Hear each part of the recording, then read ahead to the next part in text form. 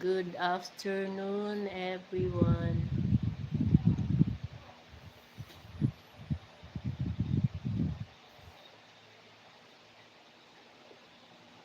Good afternoon, everyone.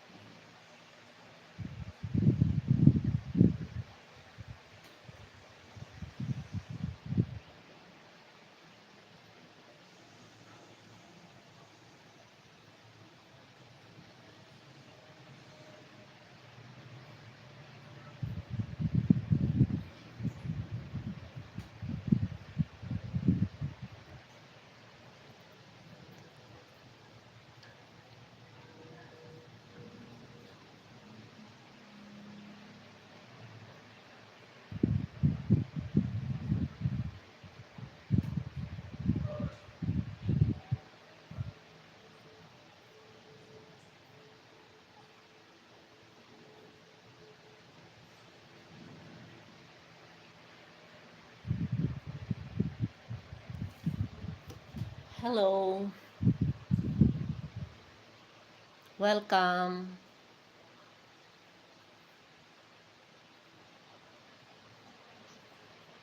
Thank you sa pagdaan.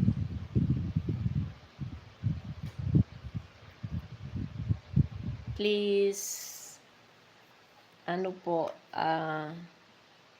magparamdam po kayo para mabalikan ko po. Salamat po sa pagbisita. Salamat sa 6 million.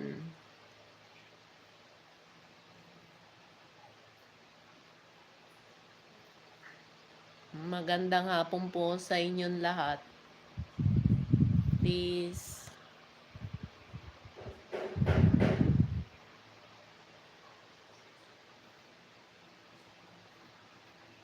thank you po. Please, thumbs up po. Thank you. Thank you kahit hindi ko po kayo kilala. Thank you po. Honey, my love. Thank you, hi, honey, my love. Good afternoon. Kumusta po? Magandang hapon po sa inyo. Salamat po sa pagdaan. Medyo nalito ho ako kasi ano, bago lang po ako sa live. Kaya maraming salamat po. Maraming salamat po sa dumaan. Thank you. Magbakas po kayo para ma-acknowledge ko po at mabalikan ko po kayo. Para po support po. Support po. Kasi po maliliit pa lang po tayo kaya need po natin mag-support bawat isa. So, salamat po. Happy holidays po. Oo, no na nga ho ngayon eh. Happy holidays sa atin lahat.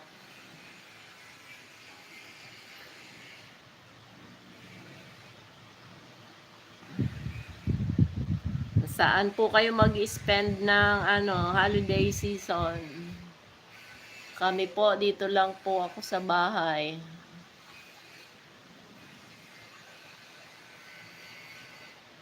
Andito lang. Taga saan po kayo? Ma'am Honey, my love. Kung katabin nyo lang po ako. Opo, happy holidays po sa inyo lahat. Salamat po sa pagdalaw, Sir Patsky. Happy holidays po sa inyo lahat.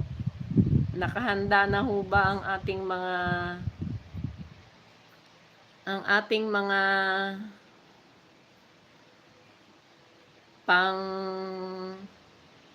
pang gift? Sige po, balik po ako sa iyo, Patsky. Patsky. Paano po babasahin sa inyo, Patsky? Ano po ba ito ninyo? Ninja? Said ha. May ano po ba kayo? May main?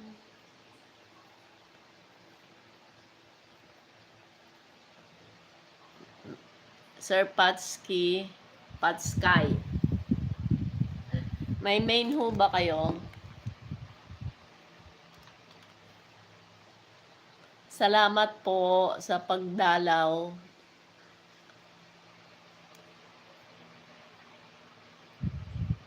Hi po. Salamat po, Ma'am Honey, my love.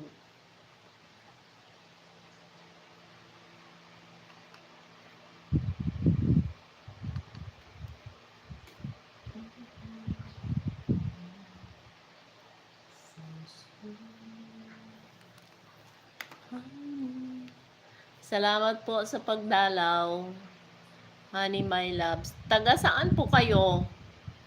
If ever nakapit-bahay ko po ba kayo? Andito po ako sa Rizal.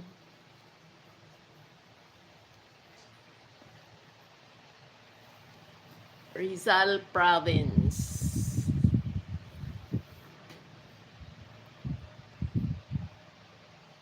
Hello po. Ay, anuhan ko po kayo. Ano ba yan?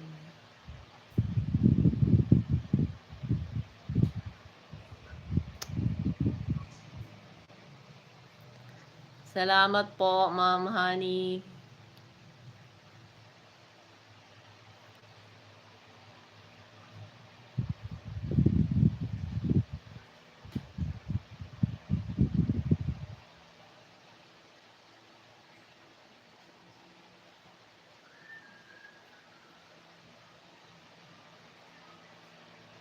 Salamat po, Ma'am Honey, sa pagdaan po ninyo.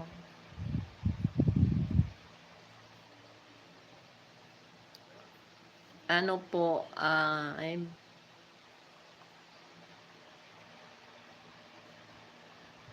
Norberto Botaro. Hello po, Sir Norberto. Magandang hapon po sa inyo.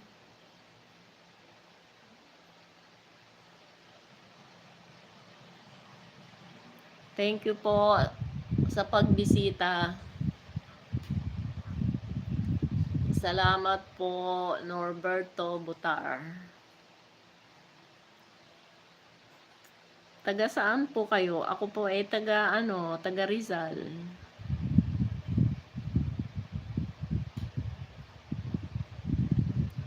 Thank you po sa pagdaan.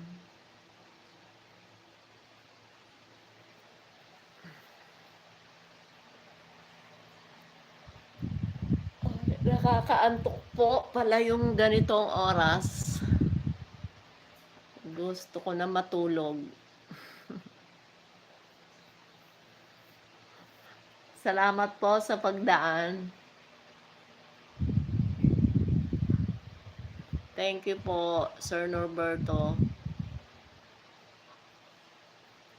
Salamat sa pagdaan. Welcome. Happy holidays po. November 2 na po ngayon.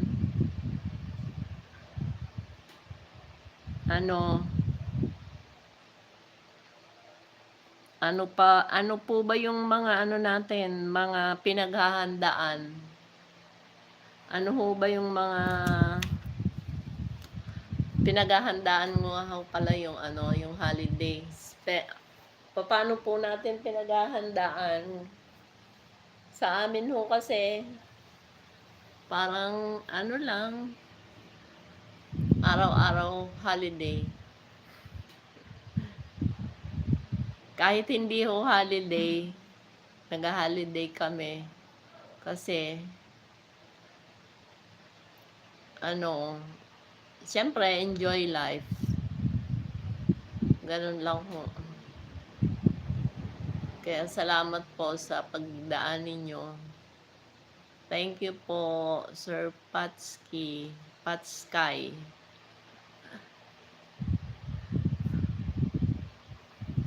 Ang basa ko po doon para hindi ako mahirapan, Patski. Si Sir Norberto kasi okay lang. Madali lang basahin, Norberto. Andiyan ka pa ho ba, Ma'am Honey? Salamat po sa pagbisita ninyo. Thank you po.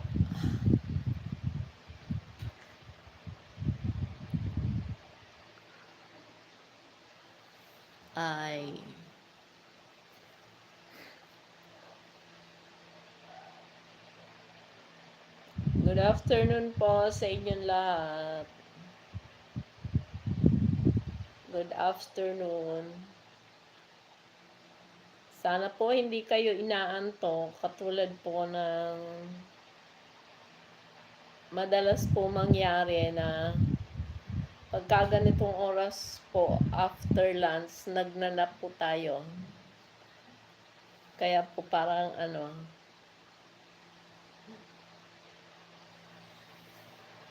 parang medyo inaantok na yung mga ko, kasama ko.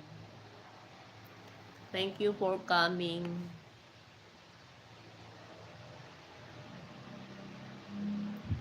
Makinig po tayo ng ng konting story para meron naman po tayong marinig sa ating habang tayo nagkukwentuhan. Sino po ba yung mahilig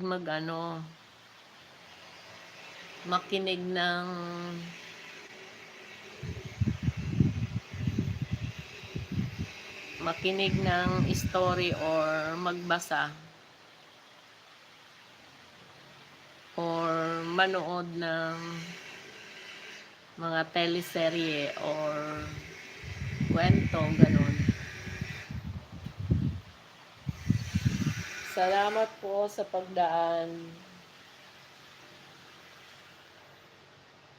Good afternoon, everyone.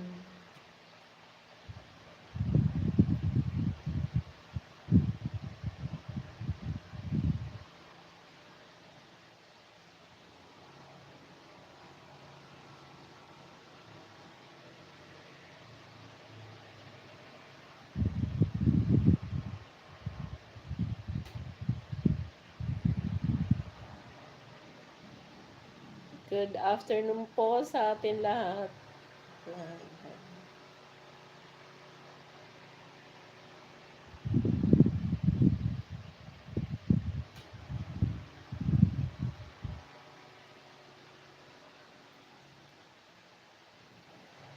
Salamat po.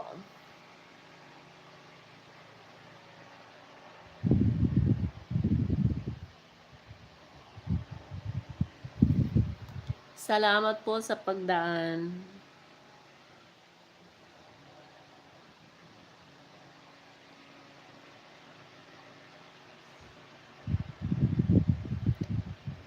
Thank you po for coming by.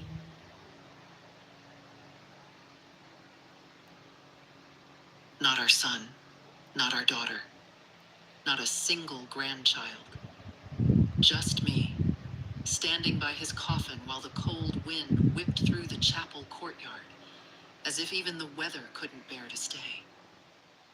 The funeral director looked uncomfortable, eyes flicking between the empty seats and my face. He cleared his throat once, then again. Would you like us to wait a few more minutes, Mrs. Holloway? No, I said. Start. George would have hated a delay. He was punctual even in his last days, taking pills by the clock, watching the evening news at 6 sharp, folding his slippers side by side before bed. A man of habit, a man of dignity, and now a man laid to rest alone. I sat in the front row, all 5 chairs around me empty. The pastor recited scripture without conviction. The flowers were too bright, the casket too polished. Good I couldn't stop afternoon po thinking sa how lahat. George would have laughed at the fuss, and then glanced around, frowning, asking where the hell the kids were. Where were they? A message had come that morning. Our son, Peter, sent a one-liner. Sorry, Mom. Something came up. Can't make it. No explanation. No call. I imagined him at his office, or more likely, on a golf Good course with clients, afternoon po. pretending not to feel the weight of the day. Pretending his father's death was just a small event in a busy calendar. Our daughter, Celia, hadn't messaged at all. She'd left a voicemail 2 days earlier, breezy as a spring wind.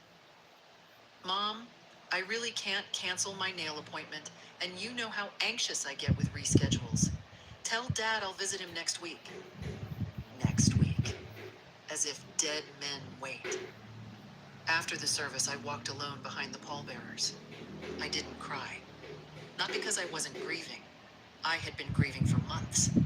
But because there's a kind of sorrow so deep, it sits motionless inside you, like an anchor. Ano And yun? that day, I was already buried under it. The cemetery was nearly deserted. One old groundskeeper watched from a distance, hand resting on a spade. The coffin was lowered. The prayers whispered. Dust met wood. Wood met silence. I stood a while after the others left. My heels sunk slightly into the earth, and I felt the wind catch my coat. The headstone would be placed later. For now, a simple plaque with George's name.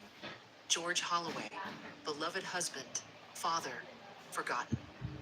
The words stuck in my mind like a stone in the shoe. Forgotten. Back at home, the quiet roared.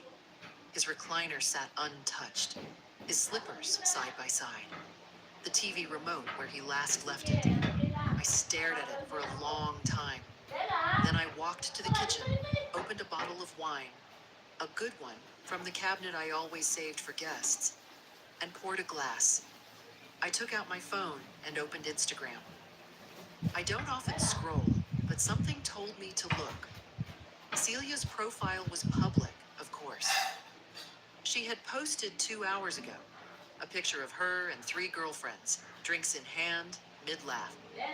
Caption: Girls brunch. Bottomless mimosas, living our best lives. Peter had posted too, a snapshot of the 9th hole, his new driver glinting in the sun. Killer swing,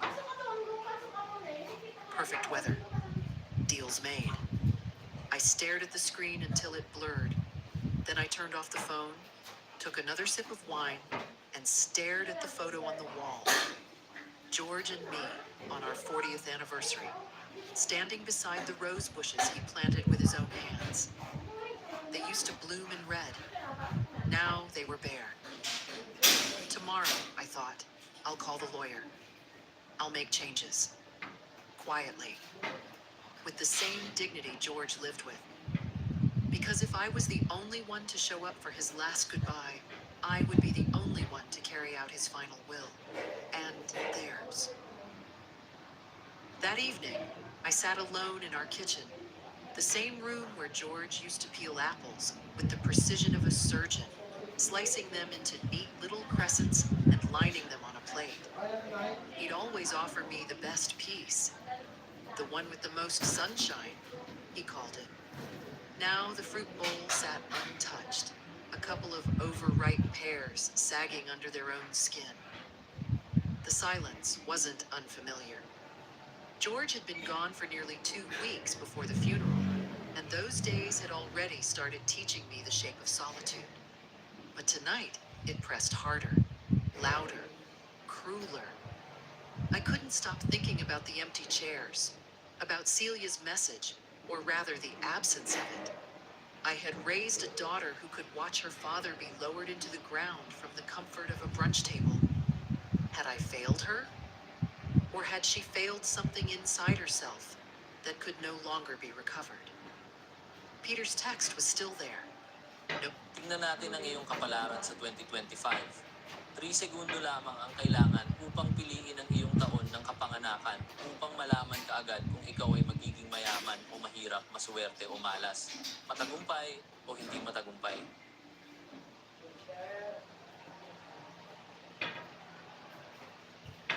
Explore low-price flight apps.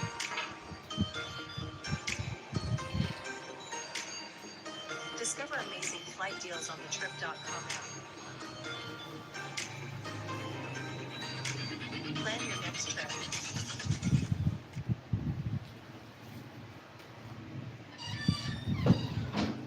Punctuation. No warmth. Just a flat rejection in black and white. Something came up. Was it shame? Indifference? Or the kind of casual cruelty you don't even recognize until it's too late? I poured another glass of wine. Not out of sorrow, out of clarity. I walked down the hallway to our bedroom, opened the top drawer of George's desk. His things were still organized the same way. Envelopes, spare keys, an old stamp book. I reached behind the files and pulled out the folder I kept hidden behind everything else. Thin, neat, sealed with a rubber band. It was labeled Estate. Inside were copies of our will, a list of beneficiaries, our instructions for what Good should happen to the afternoon, house, everyone. the I'm car, sorry. the accounts, even the antique clock George's grandfather had brought from Dublin. Everything had been prepared, reviewed by our lawyer 2 years ago, with love and foresight. I sat on the edge of the bed and opened the file.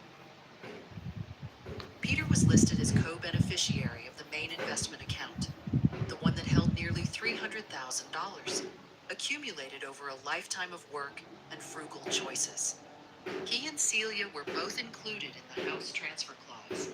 Even the lake cabin, the one they never visited anymore, but always asked about when taxes came due, was earmarked for them. I held the pages in my hand, my fingers trembling, not from age, from something deeper. Betrayal has a pulse, and mine was thudding in my ears. I rose and walked to the closet, pulling out a canvas storage bin. Inside were all the old photos. Family reunions, birthdays, holidays. George holding the kids when they were small. Me on the porch, laughing. Celia tugging at my sleeve. Peter asleep in George's lap. A book fallen open across his chest. We were once a family. And maybe I had been too naive to see how far that family had drifted. Maybe love doesn't erode in a storm. Maybe it fades like wallpaper in the sun, quietly, until one day you no longer recognize the pattern. I picked up a photo of George and Peter fishing. Peter must have been 12. George had his arm around him, pointing at something in the water, his smile full and soft. That man had deserved more than an empty chapel. I put the photo down. Then I picked up the phone. It was nearly midnight, but I didn't care. I called Thomas Fields, our lawyer. It went to voicemail, as expected. I left a message anyway. Thomas, it's May Holloway. I need to revise my will, urgently. Call me in the morning. I ended the call and stood for a long moment by the window. The moonlight touched the top of the rose bushes outside. They had withered since George passed, not from neglect, but as if in sympathy. I knew I should prune them, give them room to bloom again, but not tonight. Tonight, I let the old petals fall. Tomorrow, I would begin cutting out what no longer belonged. The lawyer's office smelled like old books and eucalyptus polish, the kind of place where time felt dense and silence had a particular weight. Thomas Fields had known George and me for over 30 years. He handled our first mortgage, George's business license, the deed to the lake house, and eventually our estate plan. Trustworthy, precise, and, like me, a little tired of people who smiled when they wanted something. He looked up from his desk as I entered, rising from his chair with an expression of mild surprise. May, he said, buttoning his jacket. You're here early. It couldn't wait, I answered, settling into the leather chair opposite him. My coat still smelled faintly of the garden. I'd clipped the dead roses that morning, early, before breakfast. Pruning always steadied me. There was something honest about cutting back what no longer served. I got your message, Thomas said, sitting. You said you want to revise your will? Yes, I said. Peter and Celia are to be removed. Entirely. He paused, not out of shock, but out of care. Are you sure? I looked him in the eye. I buried my husband alone. Our children didn't come. Not a call, not a flower. They were busy. I placed my hands calmly on the table. They don't deserve a dime. Thomas gave a slow nod. Then we'll draft a full amendment. You want to remove them from every provision? Yes, the accounts, the house, the cabin, everything. Understood? He opened a legal pad and began to write in tidy lines. Do you want to redirect the assets to someone else?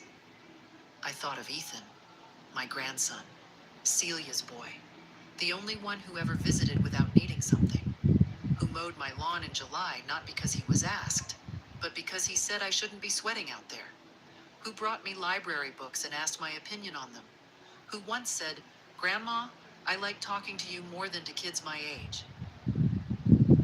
I took a breath. Yes, I said. I'd like to set up a trust. For Ethan. I want him to have the house, the cabin, and the remainder of the estate. I want it structured carefully, protected from his parents' reach. That can be arranged, Thomas said, with the kind of dry professionalism I appreciated. We'll create an irrevocable trust in Ethan's name. He won't have full access until he's 30, unless for education or medical expenses. Does that sound acceptable? It sounds perfect. We spent the next hour reviewing details. Paper after paper, clause after clause. I didn't. We spent the next hour reviewing details. Flinch. When you've buried your husband with your own hands and stood beside an open grave without a child in sight, a stack of legal documents doesn't scare you. Nothing trivial can reach you after that. As we neared the end, Thomas looked up from his desk again. May, I have to say, this isn't something many people your age do so cleanly. Most want to forgive, to keep the peace. I've kept the peace for 80 years, I said quietly, and it buried me long before it buried George. He didn't ask any more questions. By the time I left the office, the sun was just beginning to stretch across the sidewalk. I stood outside a moment, letting the October air hit my face. I wasn't sad. I wasn't angry anymore either. I was simply done. Done waiting for my children to be people they never intended to become. Done mistaking duty for love. Done writing checks with my heart and expecting anything in return but silence. My footsteps echoed as I walked back to my car. The leather seat felt warmer than usual. I sat there for a moment, hands on the wheel, watching people bustle by on the street.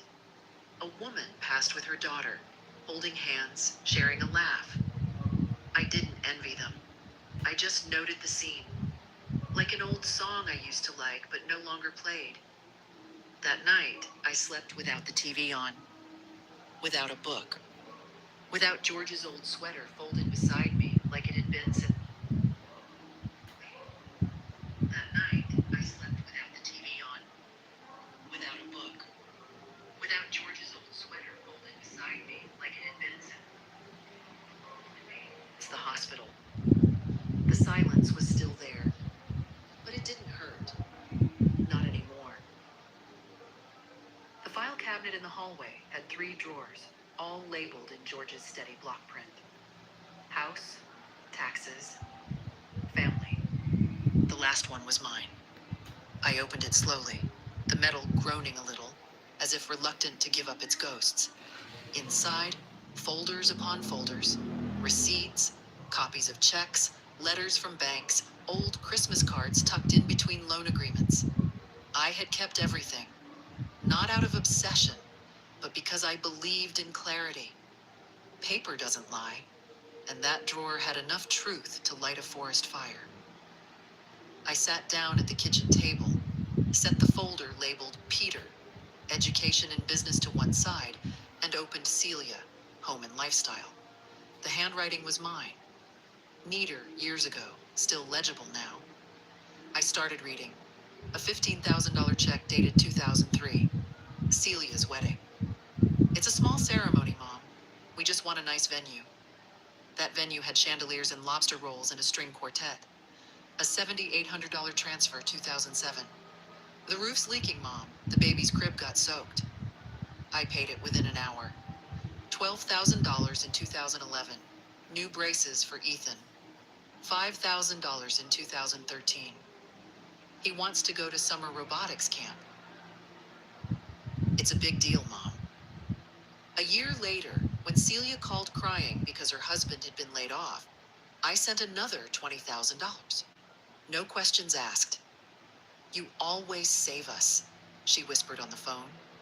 We don't know what we'd do without you. I believed her.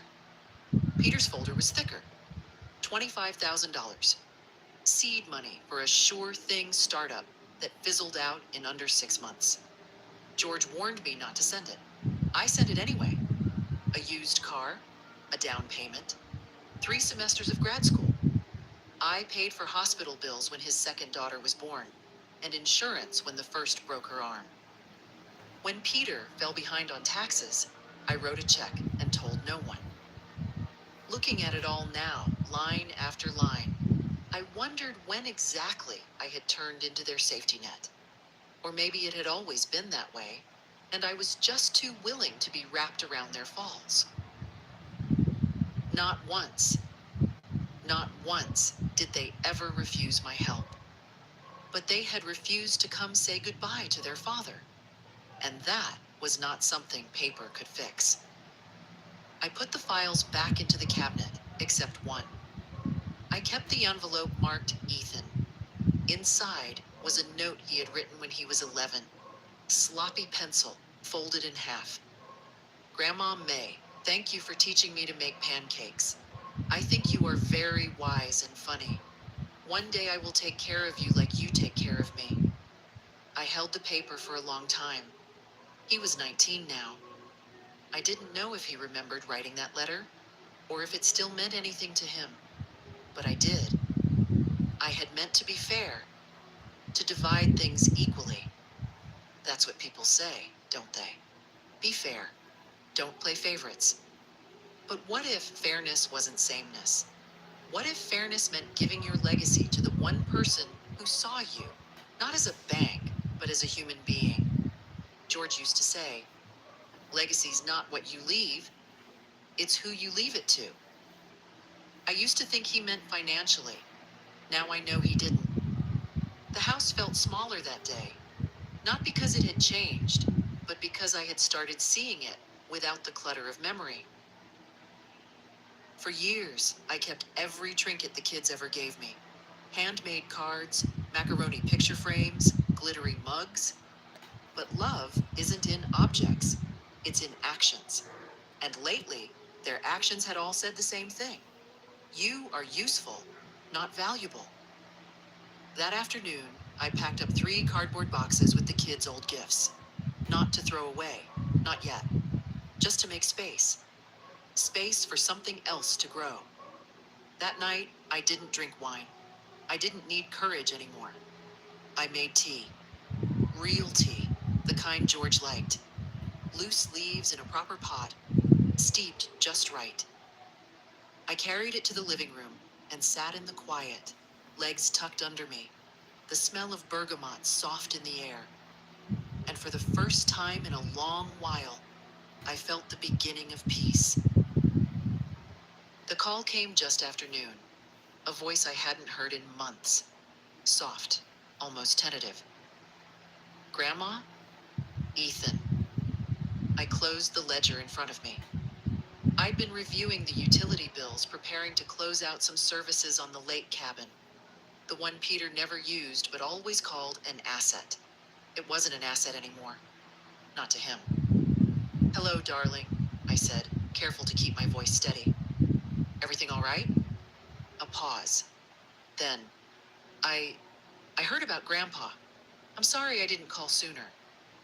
I waited. Not because I wanted to punish him, but because I needed to hear whether the next words were genuine. I didn't know he passed until 2 days ago, Ethan said quickly. Mom never told me. She said he was sick, but not that he was gone. I sat very still. He passed almost 3 weeks ago, Ethan. I know, he whispered. I'm sorry. For a moment, neither of us spoke. I heard something in his silence. Not guilt, exactly, but grief. The real kind. The kind you can't fake. I wanted to come see you, he added. If that's okay. I exhaled. Of course it's okay. He arrived an hour later, taller than I remembered, a little unshaven, smelling faintly of clean laundry and stress. He hugged me the way young people do when they're not sure if they're still welcome. One arm, slightly unsure, then all in once they realize you don't pull away. I didn't pull away. We sat in the living room. I poured him lemonade, and he looked around like the house was both familiar and different. That's how grief feels, I suppose. You recognize everything, but it no longer belongs to the same world. I missed his funeral, he said, and I'll never forgive myself for that. You weren't the one who chose to miss it, I said gently. He looked at me then. Really looked. Did Mom really not come? I nodded once. He didn't say anything, just stared down at the coaster under his glass, running his thumb along its frayed edge. She told me they had work, he said after a while. That it was handled. I should have known better.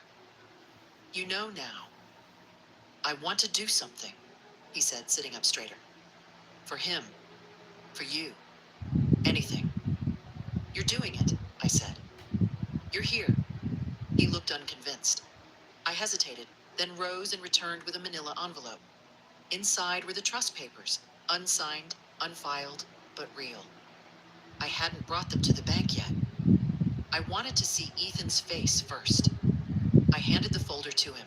He opened it, brows furrowing, read the first few lines, then looked at me, alarmed. Grandma, what is this? My plan, I said simply. This is everything. The house, the cabin, even the savings accounts. Yes, but why me? His voice cracked. Why not Mom or Uncle Peter? I could have said many things. I could have talked about their absence, their cruelty, their parties and excuses. But I chose a different truth. Because you're the only one who came back without being called. He stared at the papers, then set them down gently, as if afraid to break something. I don't know what to say, he murmured. You don't have to say anything. Just remember who you are. And remember what love looks like when it's real. His eyes were wet now. He wiped them with his sleeve, like he used to when he was a boy and didn't want anyone to see he was crying. We sat there for a long time, not speaking, just being. The way George and I used to sit in the evenings, two people who didn't need to fill the air with sound to feel close. As he was leaving, Ethan turned to me at the door. If I come over next weekend, could we make pancakes again? I smiled, full and soft, for the first time in days. We'll even use the good syrup. Celia showed up the next morning. I knew she would. Not because she missed me, not because she needed comfort, but because I had stopped answering her messages. She arrived without warning, the tires of her black SUV crunching the gravel too fast, like she was late for something more important. She didn't knock, just walked in, like she always used to, like the house still belonged to her in some invisible way. Mom, she said, dropping her oversized handbag on the hall table. I've been trying to reach you. I didn't get up. I was folding laundry, slowly, deliberately, matching socks like it was the most important task in the world. I've been busy, I said. She scoffed softly. Busy with what? I didn't answer. She walked into the kitchen, poured herself a glass of water without asking, and leaned against the counter like she owned the walls. So, she said, is it true? I looked at her. What are you referring to? She tapped her nails against the glass. Ethan said you're changing your will. I finished folding a shirt and placed it neatly in the basket. I am. To exclude Peter and me? Yes. Celia laughed, short, bitter. Are you serious? After everything we've done for you? Everything you've done? I looked up at her now, folding done, hands still. You didn't come to your father's funeral, Celia. You didn't send flowers. You didn't call. You didn't even ask. I had an appointment. Yes, I cut her off. Your nails, and then brunch. I saw the photos. She blinked, but didn't deny it. You want to talk about what you've done for me? I continued. You sent me grocery lists, bills, school payments, mortgage requests, and I paid them, quietly, without asking for anything. That's what family does, she snapped. Helps each other. No, I said softly. That's what mothers do, and I did. For years. She fell silent. Your father built this home with his bare hands. He didn't have much, but he had pride. He taught you that respect is measured in actions, not words. And you You couldn't give him 2 hours for a goodbye. That's not fair, isn't it? She stared at the floor. So you're really cutting us out? Just like that? No, I said. Not just like that. I spent the last 20 years giving without receiving. I buried my husband alone. I sat beside his grave and waited for my children. They never came. That's not just like that. That's a lifetime. She folded her arms, trying to appear composed, but her mouth was tight. You're punishing us. No, Celia. I'm freeing myself. And giving everything to Ethan? I said nothing. She laughed again, this time higher pitched. He's a kid. What does he know about responsibility? He knows how to show up. The silence that followed was thick. I thought she might cry. I thought she might shout. Instead, she picked up her bag. Well, she said, adjusting her sunglasses. I hope this makes you feel powerful. No, I said calmly. It makes me feel peaceful. She left without another word. I waited until I heard the car pull away before I picked up the trust papers from the dining table and set them beside the folded laundry. Later that evening, I found a letter on the doorstep. No stamp, no envelope, just paper creased and smudged. You don't understand what it's like to balance everything. We tried our best. Maybe we failed. But cutting us out like this isn't the answer. I read it twice, then folded it in half and placed it in the drawer marked miscellaneous. Because that's what it was now. Just another piece of paper. Too little, too late. Peter came the day after. He didn't barge in like Celia. He knocked twice, waited, then knocked again. I opened the door slowly, already knowing he wouldn't come alone. And he didn't.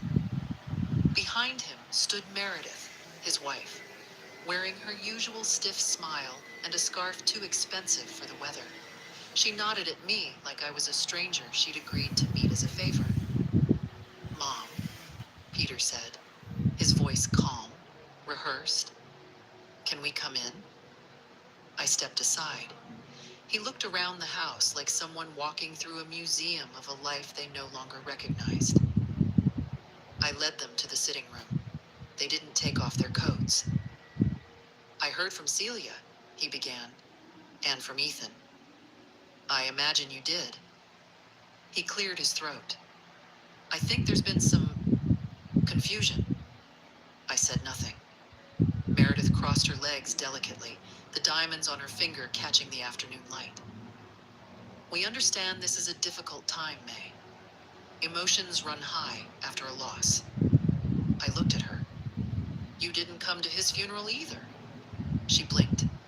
I had a client dinner. Very important deal. International. Peter shifted. Mom, listen. I should have called. I should have come. But I didn't know how to. I thought maybe... No, I interrupted.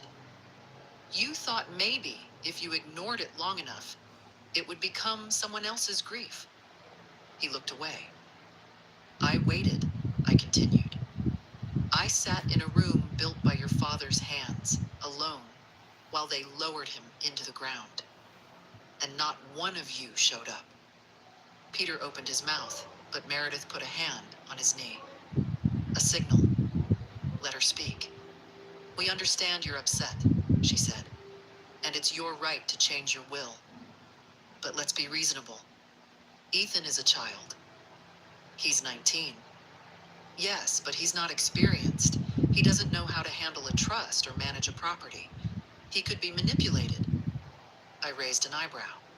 By whom? Meredith didn't flinch. By people who know he's inherited something valuable. Like you, I thought. Peter tried again.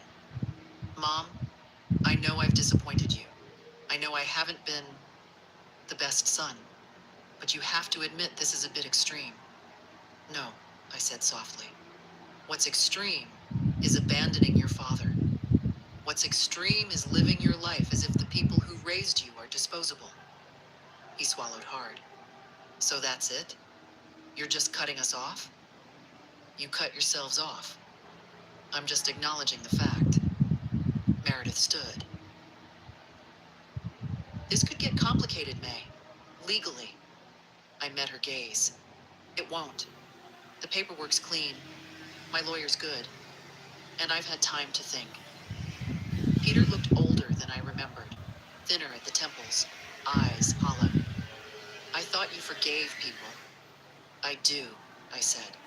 But forgiveness doesn't mean access. They didn't argue after that. They stood, thanked me with forced politeness, and left. Only after the door closed did I feel the tremor in my hands. Not fear, not doubt. Release. I sat by the window for a long time, watching the last light bleed out of the sky. The roses were almost bare now. Winter was close. George would have said, they'll bloom again. And they would. But not for everyone. The bank smelled like lemon cleaner and quiet power. The kind of place where old money moved slowly and nobody raised their voice. I hadn't been inside in nearly a year, but they remembered me. Mrs. Holloway, the receptionist said, standing immediately. Mr. Jansen will be right with you. I nodded politely and waited by the tall windows overlooking Main Street. Outside, people moved through their errands, heads down, busy. Inside, the world felt still, like something important was always just about to happen.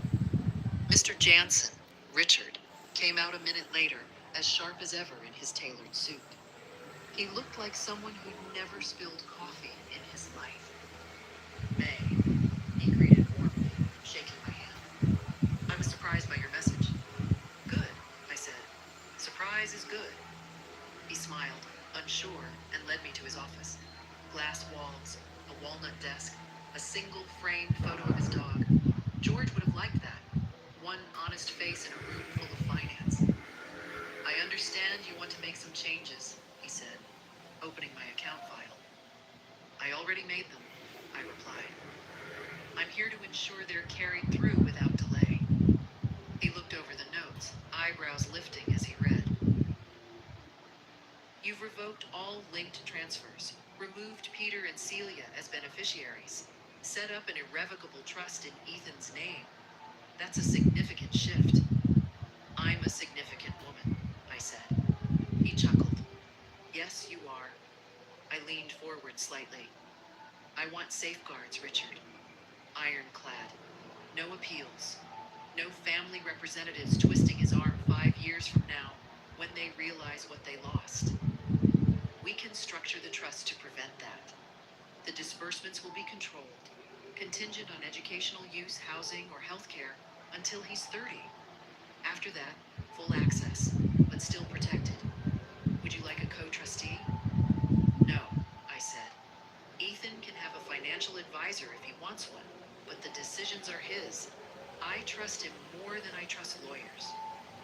That wasn't a slight against Richard, just a truth. He adjusted his glasses. You understand this can't be undone easily. I don't want it undone. We went through everything. Signatures, dates, final confirmations. It felt like building something. Not a house, not a business. Something quieter, stronger. A boundary that wouldn't bend with guilt or grow soft with time. Before I left, Richard folded his hands on the desk. May, if I may ask, and you can absolutely tell me it's none of my business, but are you doing this out of anger? I considered the question. No, I said. I'm doing it out of clarity. He nodded slowly. That's rare. No, I said again, more gently this time. It's just late. When I stepped out into the afternoon light, it felt different, cleaner somehow. Lighter. Across the street was a coffee shop George and I used to visit after errands. I hadn't been there in years. The place had changed. Younger staff, louder music. but I walked in anyway and ordered a cappuccino. I sat near the window, watching the street. A woman in her 30s walked by, pushing a stroller, her coat flapping open in the wind. She looked tired, determined, familiar. I sipped my coffee slowly. No phone in my hand, no urgency. Just a cup, a chair, a full hour that belonged to no one but me. They always said this stage of life would be quiet. They didn't say how loud the peace could feel. Lorraine Campbell lived 2 houses down and had done so since 1972. She and I weren't the type of women who called each other best friends, but we'd shared enough cups of tea and traded enough knowing glances over our fences that the silence between us had become a kind of language. She knocked around 5, carrying a tin of lemon shortbread and her usual gentle nosiness. "I saw Peter's car here yesterday," she said as soon as I opened the door. "Did he bring flowers or just excuses?" "Neither," I said, stepping aside to let her in. "He brought his wife. And a suit." "Oh," she said, and that one word was drenched in judgment. We sat in the living room, and I poured her tea, chamomile for her, strong black for me. She placed the tin between us on the coffee table and didn't open it yet. She waited. "I told them," I said, "everything.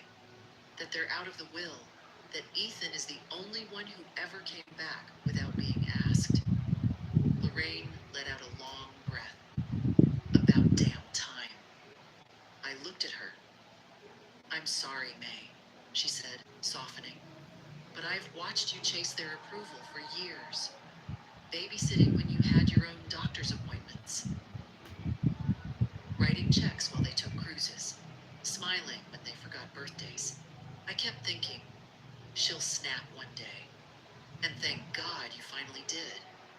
"I didn't snap," I said. "I peeled back everything that wasn't love." Lorraine smiled. "Better phrased." We sat in silence for a moment, listening to the faint hum of the refrigerator and the occasional gust outside. Fall was beginning to settle in, the kind of fall that smelled like old leaves and the edge of something ending. "Do you regret it?" she asked eventually. I shook my head. "I regret not doing it sooner." She opened the tin, finally. The shortbread was perfect. Crisp edges dusted with sugar, buttery and soft in the middle. We each took one and chewed thoughtfully.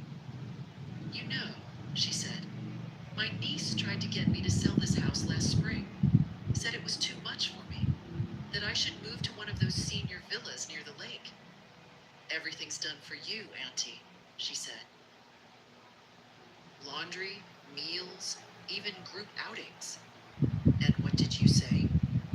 "I said I'd rather die in a house full of chipped mugs and my own silence than live in a place that smelled like bleach and other people's boredom." I laughed, a small, real laugh that came up from somewhere steady. Lorraine leaned in. "You and I, we come from a generation that knows what endurance costs. We wore our spines down. Raising people who think love is measured in gifts and gratitude is optional." I nodded. "You're not cruel, May," she added. "They'll say you are. They'll whisper about how she cut off her own children. But what they won't say is that you were also the one who kept them afloat through every storm, even when they didn't bother to ask if you were drowning." I blinked hard, but nothing fell. We talked for another hour about her garden, the state of the neighborhood, the squirrels chewing on her gutter again. When she left, I hugged her longer than usual. That night, I didn't turn on the television. I pulled out an old letter George had written to me during his first business trip, tucked into a drawer I hadn't opened in years. "May, this house is never empty with you in it. You are the roof, the floorboards, and the lock on the door. Even when it feels like no one sees you, I do." I read it 3 times before sliding it back into the envelope. The house was quiet, but not empty. Not anymore. It started with a walk, a simple, unremarkable act. But for me, it was the first one taken without a reason tied to someone else. Not to fetch prescriptions, not to bring a casserole, not to return a dish I didn't ask to borrow. I just wanted to walk. The morning was brisk, not cold, the kind of air that sharpened your lungs but didn't bite your skin. I wore George's old windbreaker, a size too big, frayed at the cuffs, and felt oddly comforted by its weight. I walked the neighborhood slowly, not like someone exercising, but like someone remembering what still belongs to her. The Mapletons' house still had the same blue shutters. The Wilsons' porch swing creaked the same way it did when George used to say, "We should fix ours before that one finally falls." He never did. Neither did they. At the park, I sat on a bench under the old elm tree, the one that had split in a storm back in '99. It still leaned slightly, stubborn and alive. Across the path, 2 young mothers pushed strollers, chatting about sleep training and preschools. They didn't glance at me, and I didn't mind. I wasn't part of their world anymore. I didn't want to be. A woman sat down on the other end of my bench, maybe in her 40s. She had that tired but functioning look I remembered from my own middle years. The kind of woman who makes 5 lists a day, but forgets what she walked into the room for. We sat in silence for a few minutes. Then she said, not looking at me, "You come here often?" "Used to," I said, "before people stopped needing rides and casseroles." She laughed softly. "That sounds nice." We didn't exchange names. We didn't need to. "I'm here to clear my head," she said. "My daughter told me yesterday that she doesn't think she wants kids. Said she's not sure she sees the point." I raised my eyebrows. "What did you say?" I told her I didn't see the point of her 5 tattoos, but I managed to keep that to myself. I smiled.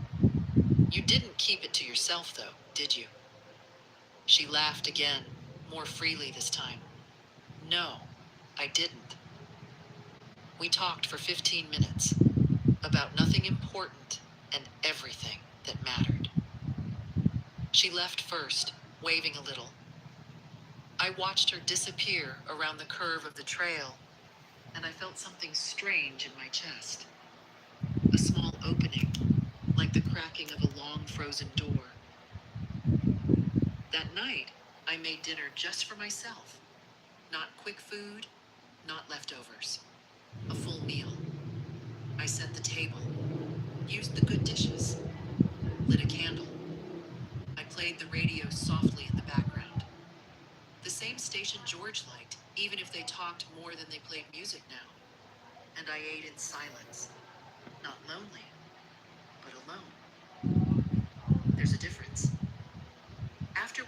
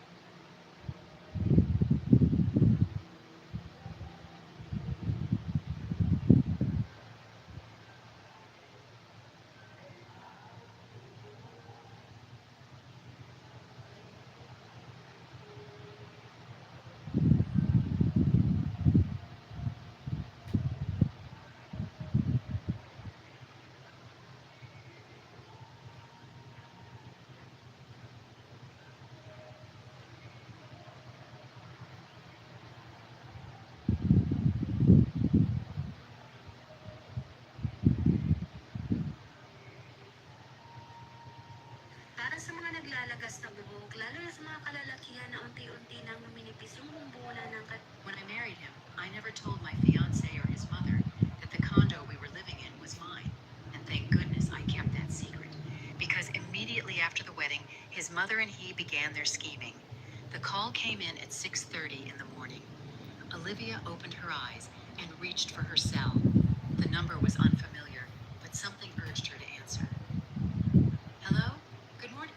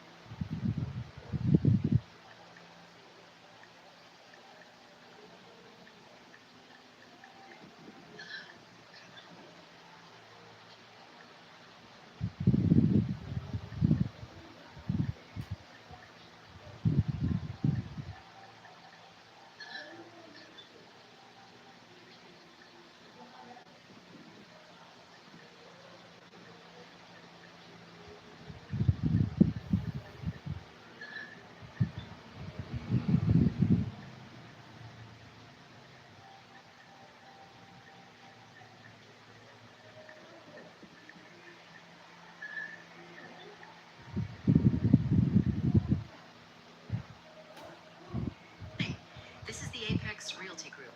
May I speak to Ms. Olivia Sterling? Yes, that's me. We received a request to appraise your condominium at 1281 Bayview Street, Unit 203. When would be a good time for us to visit the property for an inspection? Olivia sat up in bed, instantly alert. I apologize, but I didn't call anyone. You must have the wrong person. One moment, please. She heard the rustle of papers on the line. Our records show that the request was submitted by an Olivia Sterling yesterday evening around 7 p.m.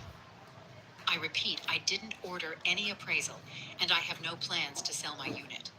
Understood. We sincerely apologize for the inconvenience. It seems there was an error.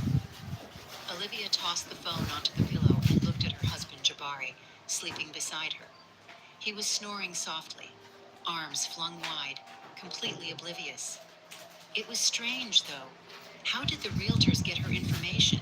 And more importantly, the exact address of her condo? Olivia had never revealed that the home belonged to her. From the very beginning of her relationship with Jabari, she told him it was her Aunt Zora's place, the younger sister of her late mother. She claimed Aunt Zora was currently living in a long-term care facility in Atlanta for health issues and had given her niece permission to use the apartment temporarily. Why did Olivia lie? She couldn't pinpoint the exact reason. It was just that when Jabari walked her home after their second date and asked if she was renting, something had clicked inside her. Don't tell the truth. Olivia listened to her inner voice and invented the story about Aunt Zora. She had bought the condo 5 years earlier. She worked as a financial analyst at a major New York firm, the BlackRock equivalent.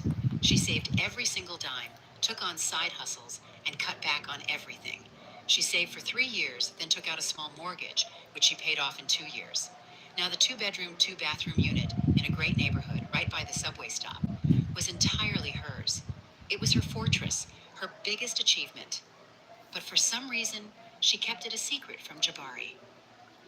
Olivia got up, put on her silk robe, and headed to the kitchen to start the coffee machine. Her head throbbed with a vague sense of dread. Real estate agents don't just call out of the blue. Someone had given them her address and name. But who? Morning, Queen. Jabari appeared in the kitchen doorway, sleepy and disheveled. He hugged her from behind and kissed her neck. Why are you up so early? Couldn't sleep. Olivia poured coffee into 2 mugs. I got a really weird phone call just now. Oh yeah? From who? A real estate agency. They said I had requested a condo appraisal. Jabari froze for a second, then burst out laughing.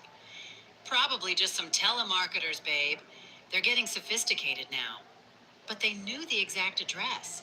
So, addresses are public record these days. Data brokers sell them left and right.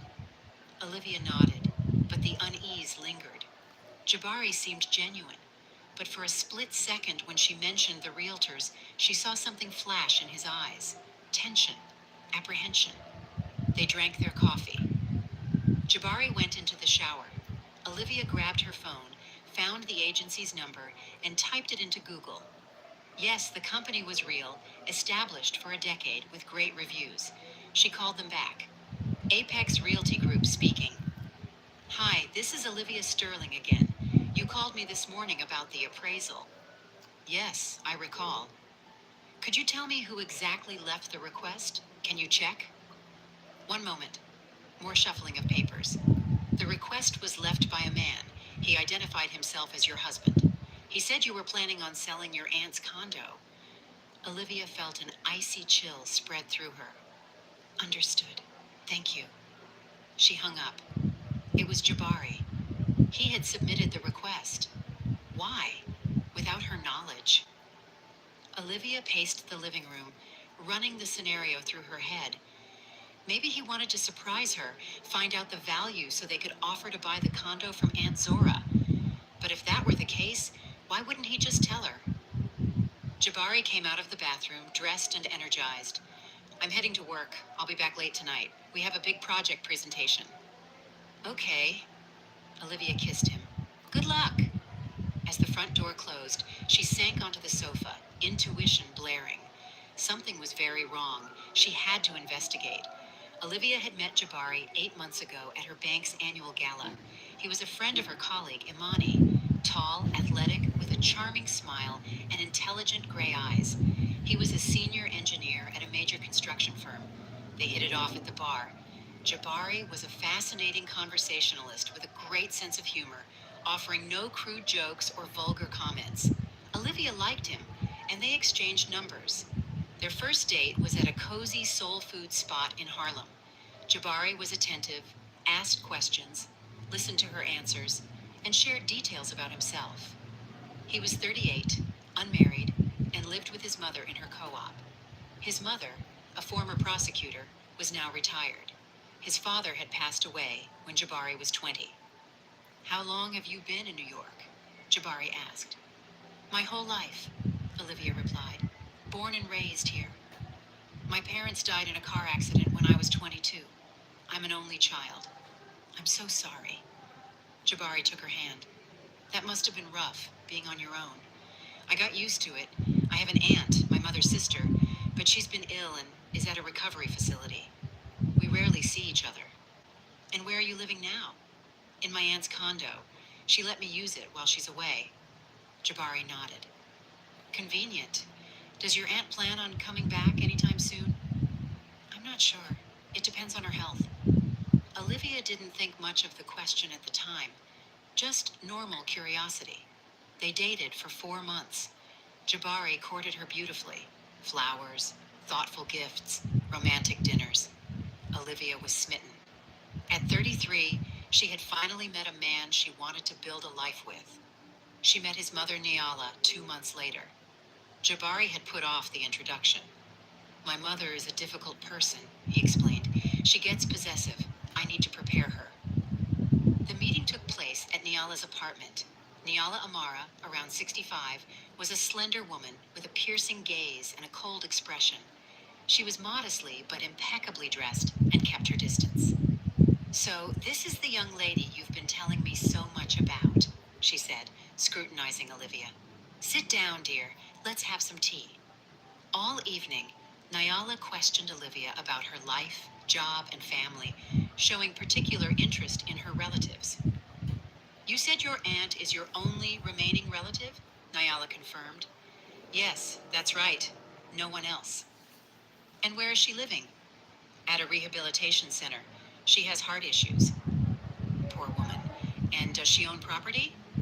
Yes, I live there now. Alone? Yes, alone. Niala exchanged a look with her son. The look was loaded with meaning, but Olivia couldn't decipher it then. After tea, Niala walked her to the door and said quietly, Jabari is a good boy. Don't hurt him. Of course not. Olivia nodded. When she left, Jabari texted her. My mom likes you. She said you're a respectable young woman. Olivia was thrilled. The mother's approval was always important. A month later, Jabari proposed. Olivia hadn't expected things to move so fast, but she accepted. She truly loved this man. They had a small wedding. Jabari insisted on a modest celebration. Why waste tens of thousands of dollars on a big show? He argued. Olivia agreed. They had a small ceremony and a dinner for close friends. Niala Amara was gracious at the wedding, hugging Olivia and calling her daughter. But in her eyes, Olivia again caught that strange, calculating look. After the wedding, Jabari moved into Olivia's condo. Niala remained in her apartment. Finally, we're together, Jabari said, embracing his wife. This is our home now. Aunt Zora's home, Olivia corrected. Well, technically, but we live here, so it's ours. Olivia stayed silent. Something in his words grated on her, but she wasn't sure what. The first few weeks of married life were calm. Jabari was an attentive husband, helped around the house, and made breakfast. Olivia felt happy. But then, the odd behavior started. Jabari began taking long, hushed phone calls with his mother, stepping onto the balcony to talk. When Olivia asked what the conversation was about, he brushed her off. Just Mom asking for household advice. Niala also started visiting often, dropping by without notice at any time. Olivia politely tried to suggest that a heads up would be nice, but Niala didn't react. I'm Jabari's mother, she'd say. I have the right to visit my son. One day, Olivia came home from work earlier than usual, unlocked the door, and heard voices in the kitchen. Jabari and Niala were speaking quietly about something. Olivia tiptoed closer, listening. We need to move faster, Niala was saying. The aunt could be discharged from the facility at any moment. Hold on, Mom. We have to do this right. Doing it right means doing it fast. The longer we wait, the bigger the risk. I know, but Olivia isn't a fool. She'll sense something is off. Then ease her into it. Convince her it's for her own good. Olivia froze. What were they talking about? What was the plan? She deliberately slammed the front door and walked into the kitchen. Hi, I'm home. Jabari and Niala sat at the table with innocent expressions, cups of tea in front of them. Ollie, you're early, Jabari smiled. Mom just stopped by for a chat. I see. Olivia kissed her husband and nodded to her mother-in-law. How are you? Wonderful, dear. Nyala finished her tea and stood up. I must run. Business calls. Once Nyala left, Olivia asked, What were you two talking about? Just small talk. Mom was asking how we're settling in and everything. Oh, and she offered to help us with remodeling. She wants to give us some money for new furniture. We don't need new furniture, Jabari. Ollie, it's just her trying to be helpful. Don't turn it down. Jabari, I don't want to take money from your mother. We can handle ourselves. He frowned. Why do you always react this way? Mom is trying to be kind. I'm not against kindness. I'm against her getting involved in our lives. She's not getting involved. She's helping. Olivia didn't argue, but her sense of dread intensified. They were up to something. She knew it. The next day, Olivia decided to test her suspicions. She called her friend Keshia, who worked at the county records office. Keshia, hey, can you check something for me? Sure, what's up? I need to know if there have been any recent attempts to file documents or search records for my condo. Your condo? Keshia sounded surprised. Is something wrong? Just being cautious. Please check. All right, give me a couple of days. Olivia hung up and pondered. Maybe she was being paranoid. Maybe Nyala genuinely wanted to help, but her gut screamed, something is not right. That evening, Jabari came home from work in a great mood. Ollie, I have news for you. What is it? Mom found a buyer for the condo. Olivia was stunned. Which condo? This one. Your aunt's place. What? Don't worry, it's all legal. Mom used to be a prosecutor. She has connections. She found someone who is ready to buy the condo for a great price. Your aunt gets the cash, and we'll find our own place. Jabari. Olivia spoke slowly, enunciating every word. Are you insane? What? He looked at her confused. What business is it of your mother's to find buyers for this unit? What right does she have? Ollie, she just wants to help us. Help? She's meddling in someone else's business. This is Aunt Zora's condo, not yours, not mine, and certainly not your mother's. But we live here. We need stability. Stability? Olivia felt the anger boiling up inside her. Jabari, do you realize what your mother is doing? She's looking for buyers without the owner's knowledge. That's illegal. We were just trying to... I don't care what you were trying to do. Olivia raised her voice. She had zero tolerance for being pressured. Tell your mother to stop immediately. Jabari paled. Don't yell at me. I'm not yelling. I'm demanding that you stop interfering in my affairs. Your affairs? It's your aunt's condo. Yes, my aunt's, not your mother's. Let her mind her own business. Jabari grabbed his jacket. I'm not listening to this. I'm going to Mom's. Go, Olivia said coldly. The door slammed. Olivia was alone. Her hands were shaking with fury. They were planning something, definitely, and she was going to find out the truth. The next day, Keshia called. Ollie, how are you holding up? I'm fine. What did you find? Listen, there were indeed requests about your condo. 3 days ago, someone requested a title search and tried to find out if there were any liens or outstanding debts, and they did it through a firm called Legal Edge. Who requested it? Formally, the law firm Legal Edge, but it could be anyone. These firms often run searches on behalf of individuals. Be careful, Ollie. If someone is this interested in your condo, it's not a coincidence. I know. Olivia hung up and began to think. Nyala wasn't just talking. She was taking action, checking documents, looking for buyers. Why? What was the end game? Olivia opened her laptop and searched for Nyala Amara. She scrolled through the results. Nothing too juicy. A couple of mentions in old court records where she appeared as a defense attorney. That was 20 years ago. Then she searched for Jabari Amara. Also nothing unusual. Olivia bit her lip. Maybe she was being too suspicious. Maybe they were just clumsily trying to help. But the inner voice insisted, no, this is shady. She called another friend, Simone, an investigative journalist. Simone, hey, can you help me out? Depends on what with. I need you to look into some people. My husband and his mother. Simone was silent for a moment. Ollie, what's going on? I suspect they're planning something related to real estate. Seriously? Very. All right. Send me everything you have. Names, dates of birth, addresses. Olivia dictated everything she knew. Simone promised to check and call back. Jabari returned 2 days later, looking apologetic. Ollie, I'm sorry. I lost my temper. Me too. Olivia decided to meet him halfway. Until she knew the full truth, she shouldn't escalate the conflict. Let's forget the fight. Let's. Jabari hugged her. Mom apologizes too. She didn't mean to upset you. Good. And she promised to stop meddling in our affairs. I hope so. The next few days were peaceful. Jabari was affectionate and attentive. Olivia almost believed everything was fine. But a week later, Simone called. Ollie, we need to meet right away. What happened? Not over the phone. Get to the coffee shop on 6th Avenue now. Olivia felt her heart drop. She lied to Jabari, saying she was staying late at work and drove to the meeting.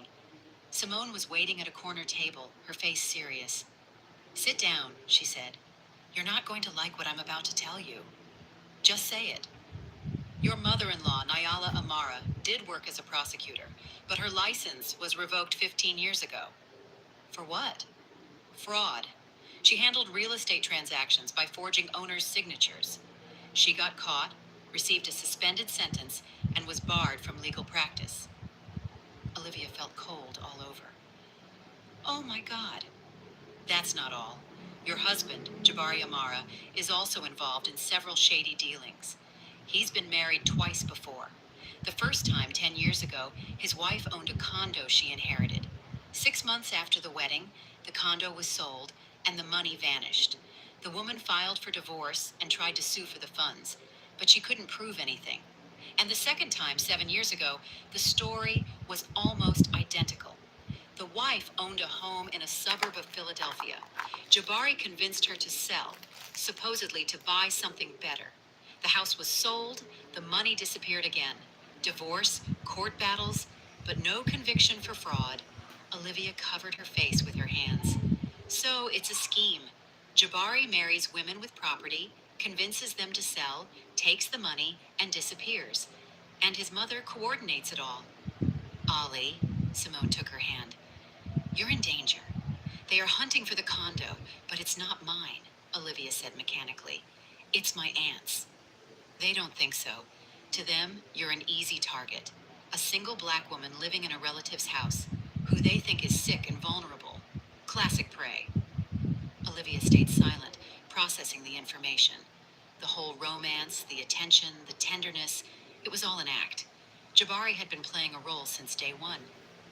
What should I do? She asked quietly. First, don't tell them the truth about the condo. If they find out you're the owner, they'll find a way to sue for a share or force you to sell. But we're married. He has rights. The condo was bought before the marriage. If the documents are in order, he won't get a thing, but he'll try. That's why you need to gather evidence of their scam and file for divorce before they can do anything. What kind of evidence?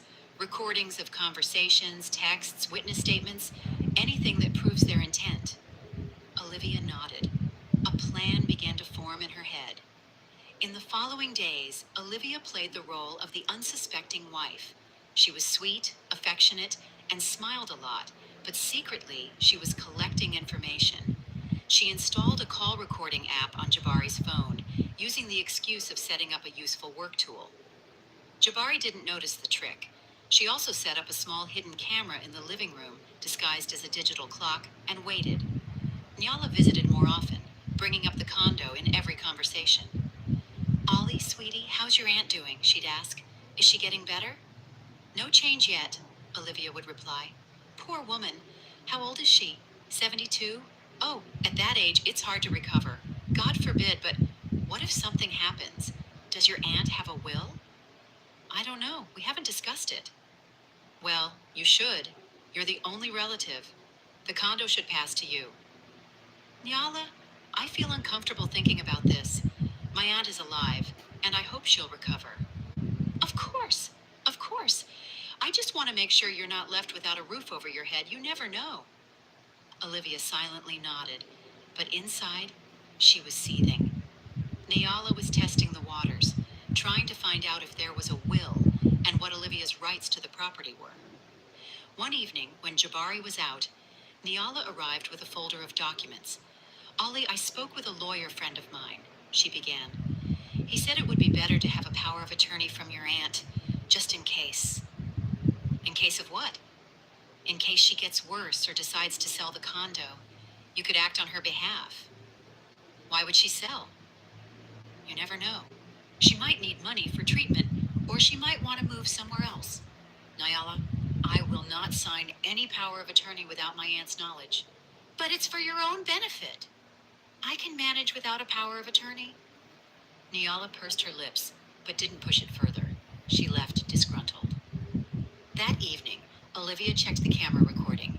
It showed Nyala, left alone for a few minutes while Olivia was in the kitchen, quickly snapping pictures of documents on the table. They were old utility bills, but the fact remained, Nyala was poking through her papers. Olivia saved the recording. A week later, Nyala's acquaintance, a man in his 50s, showed up at the condo. He introduced himself as a notary public, Mr. Alcott. I'm here at Nyala Amara's request, he said, sitting down at the table. I want to help you formalize your property documents. What documents? Olivia asked coldly. A simple lease agreement, so you have a legal basis to live here. What if your aunt changes her mind or something happens? I have a verbal agreement with my aunt. That's enough. A verbal agreement has no legal standing, the notary said didactically. You could be evicted at any time. I won't be evicted. Are you certain? Absolutely. The notary exchanged a glance with Nyala. Olivia saw the meaningful look pass between them. Something was not going according to plan. Fine, the notary said, collecting his papers. But if you change your mind, call me. Once he left, Jabari tried to talk Olivia into it. You shouldn't have refused. Those documents really would have helped. Jabari, I don't need those documents. And why are you so obsessed with this condo? I'm not obsessed. I just want us to have stability. We have stability as long as my aunt permits it. What if she sells? We'll be homeless. We won't be homeless. How do you know? I just know, Olivia said firmly. And stop pressuring me. Jabari fell silent, but irritation flashed in his eyes. Olivia continued to gather evidence, recording conversations between Jabari and his mother. She caught one. Mom, she won't agree. What do we do? Go through the aunt. Find her. Talk to her directly. But Ollie won't give me her contact info. We'll find it another way. I have contacts in the healthcare system. We'll check every facility in the state. And if we can't find her, then we'll find another angle. The main thing is to get that condo. Olivia saved the recording. It was direct proof of their intentions. The next morning, Jabari left for work earlier than usual. Olivia was alone and decided to search his things. Her intuition told her there was something important there. She opened the closet and went through the pockets of his jackets. In one, she found a crumpled piece of paper with phone numbers. Next to the numbers were notes. Alcott, notary, Victor, appraiser, Simone, realtor. Olivia took a picture of the paper and put it back. Then she opened the drawer of Jabari's desk. Inside was a spiral notebook. Olivia opened it and felt a chill. The first page contained a clear, structured plan. Phase 1, build trust. Deadline, 3 months. Phase 2, marry her. Make it official.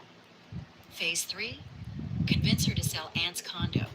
Arguments, instability, possibility of improving living conditions, securing the future. Phase 4, contact Aunt directly. Offer a good price. Phase 5, after sale, divorce. Split the money 50-50 with Mom. Olivia read it several times. This was planned from the very beginning. Every step, every action.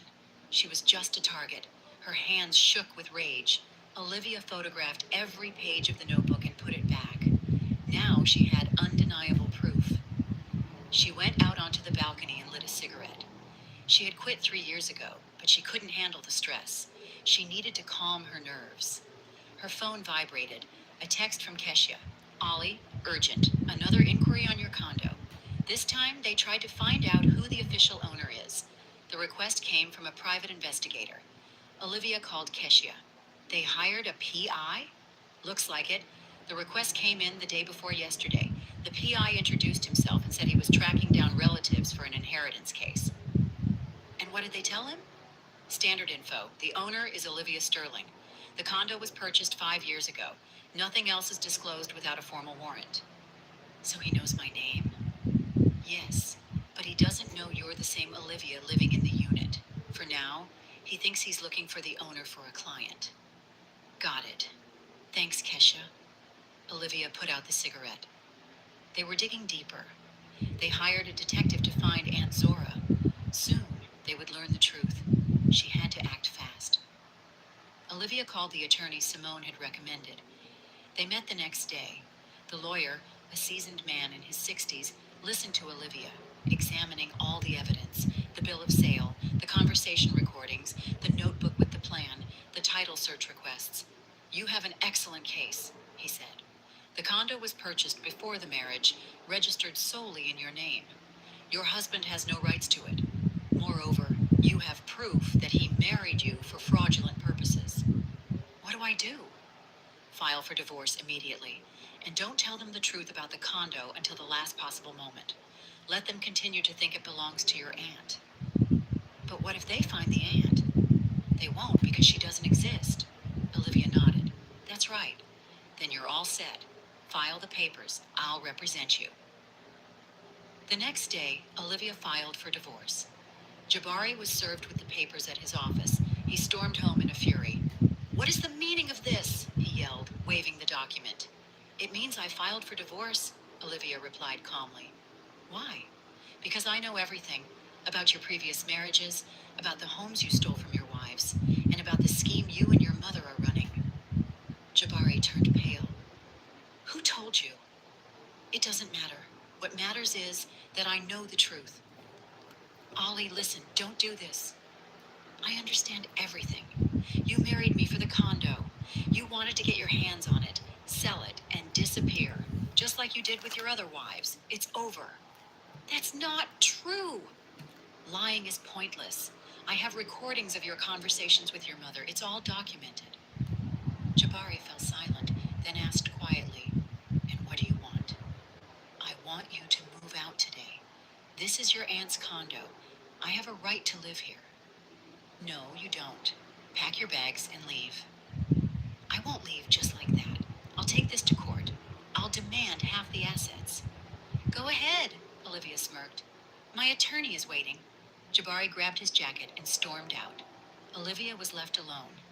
The next few weeks were tough. Jabari called and texted, trying to talk her into reconsidering. Olivia didn't reply. Niala Amara didn't sit idly by either, showing up at the building and demanding a meeting. Olivia didn't open the door. Then came the threats, anonymous calls and messages. Olivia recorded everything and forwarded it to her attorney. A month later, the court date arrived. Jabari demanded a division of assets.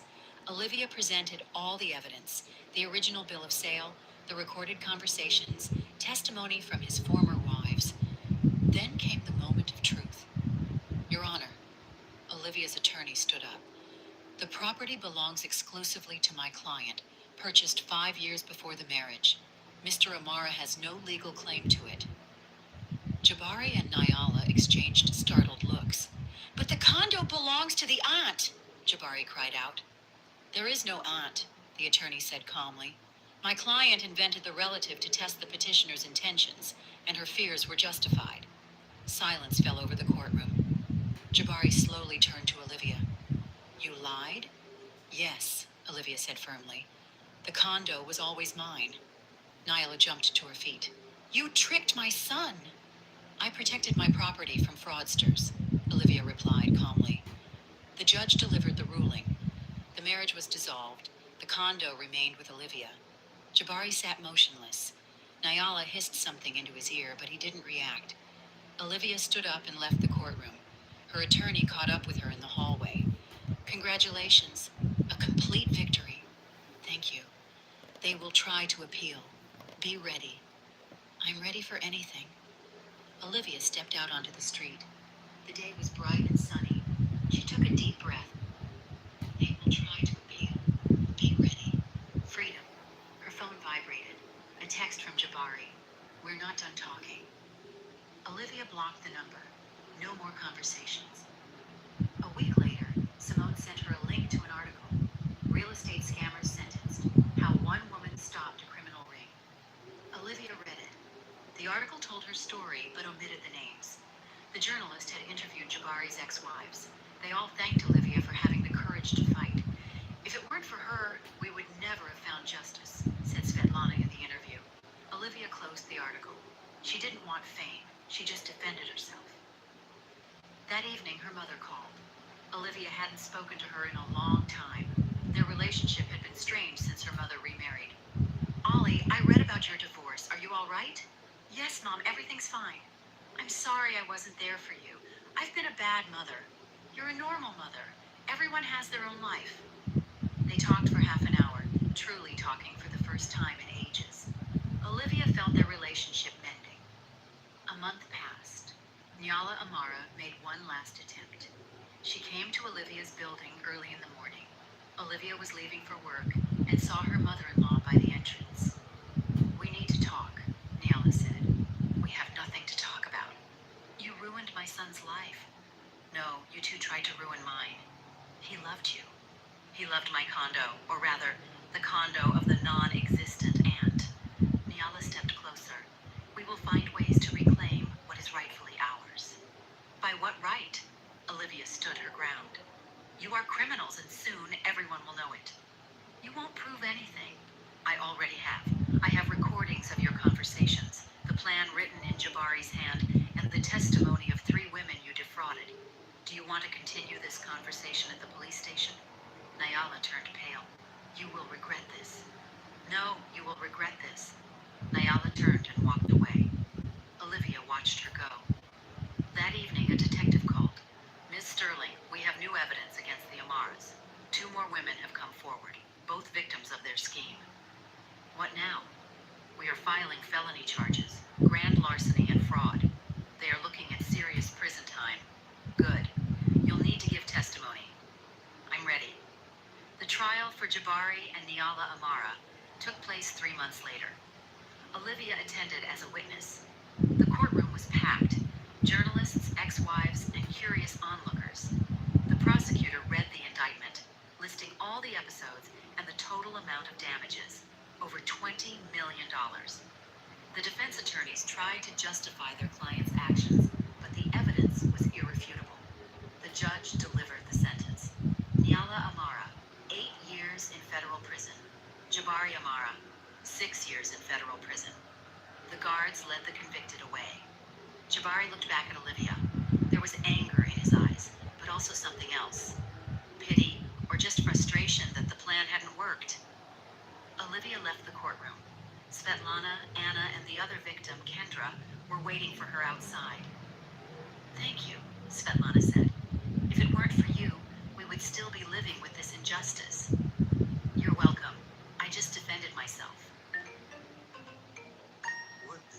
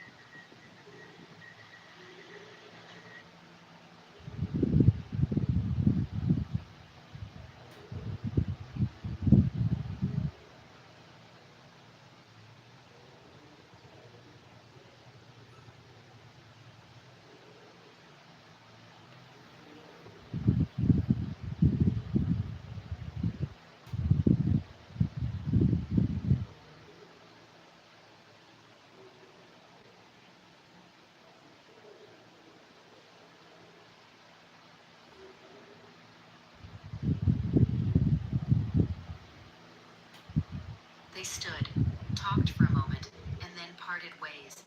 Several months passed. Olivia returned to her normal life. Work was going well. She was even promoted.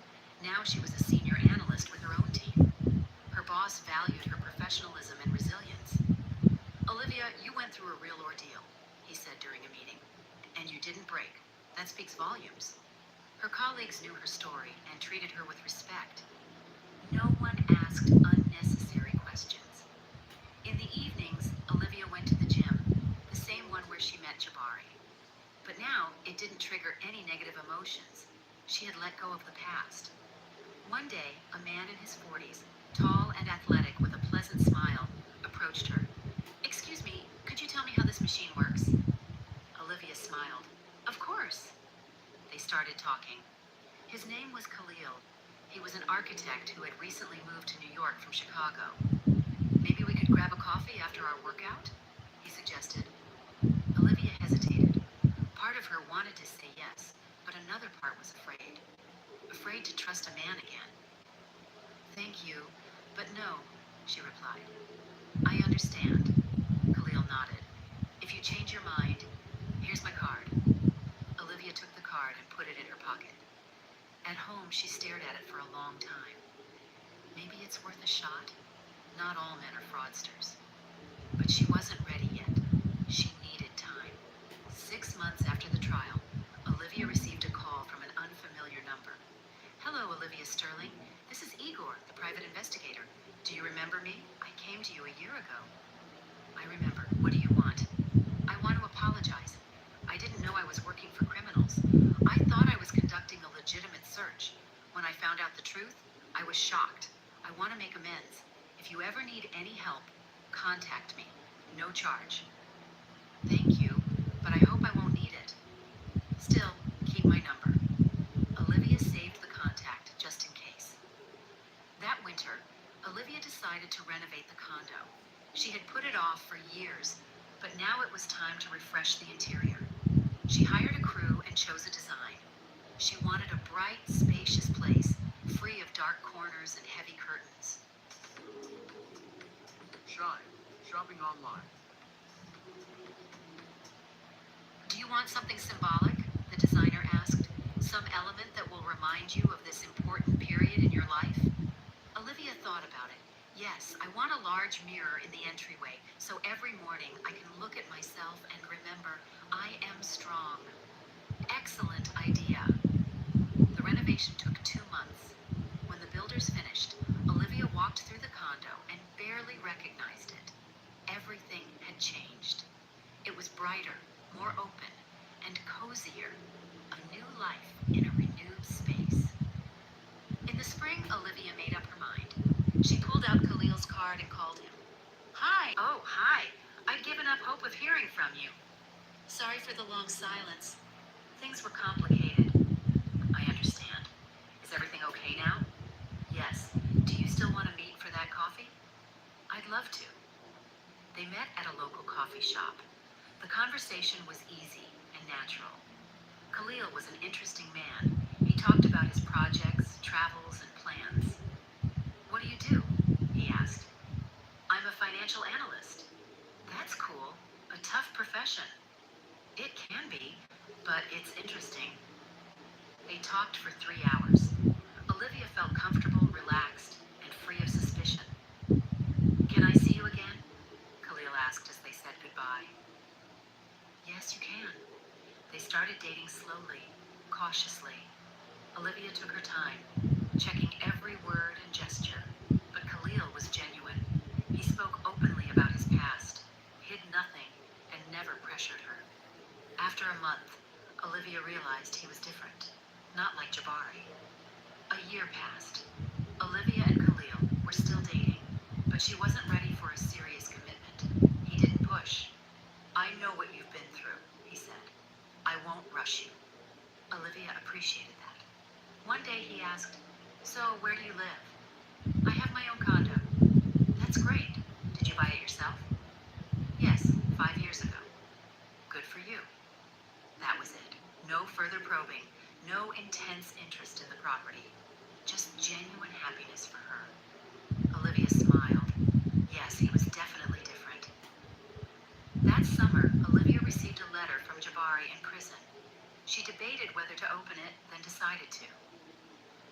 Olivia, I'm writing to you.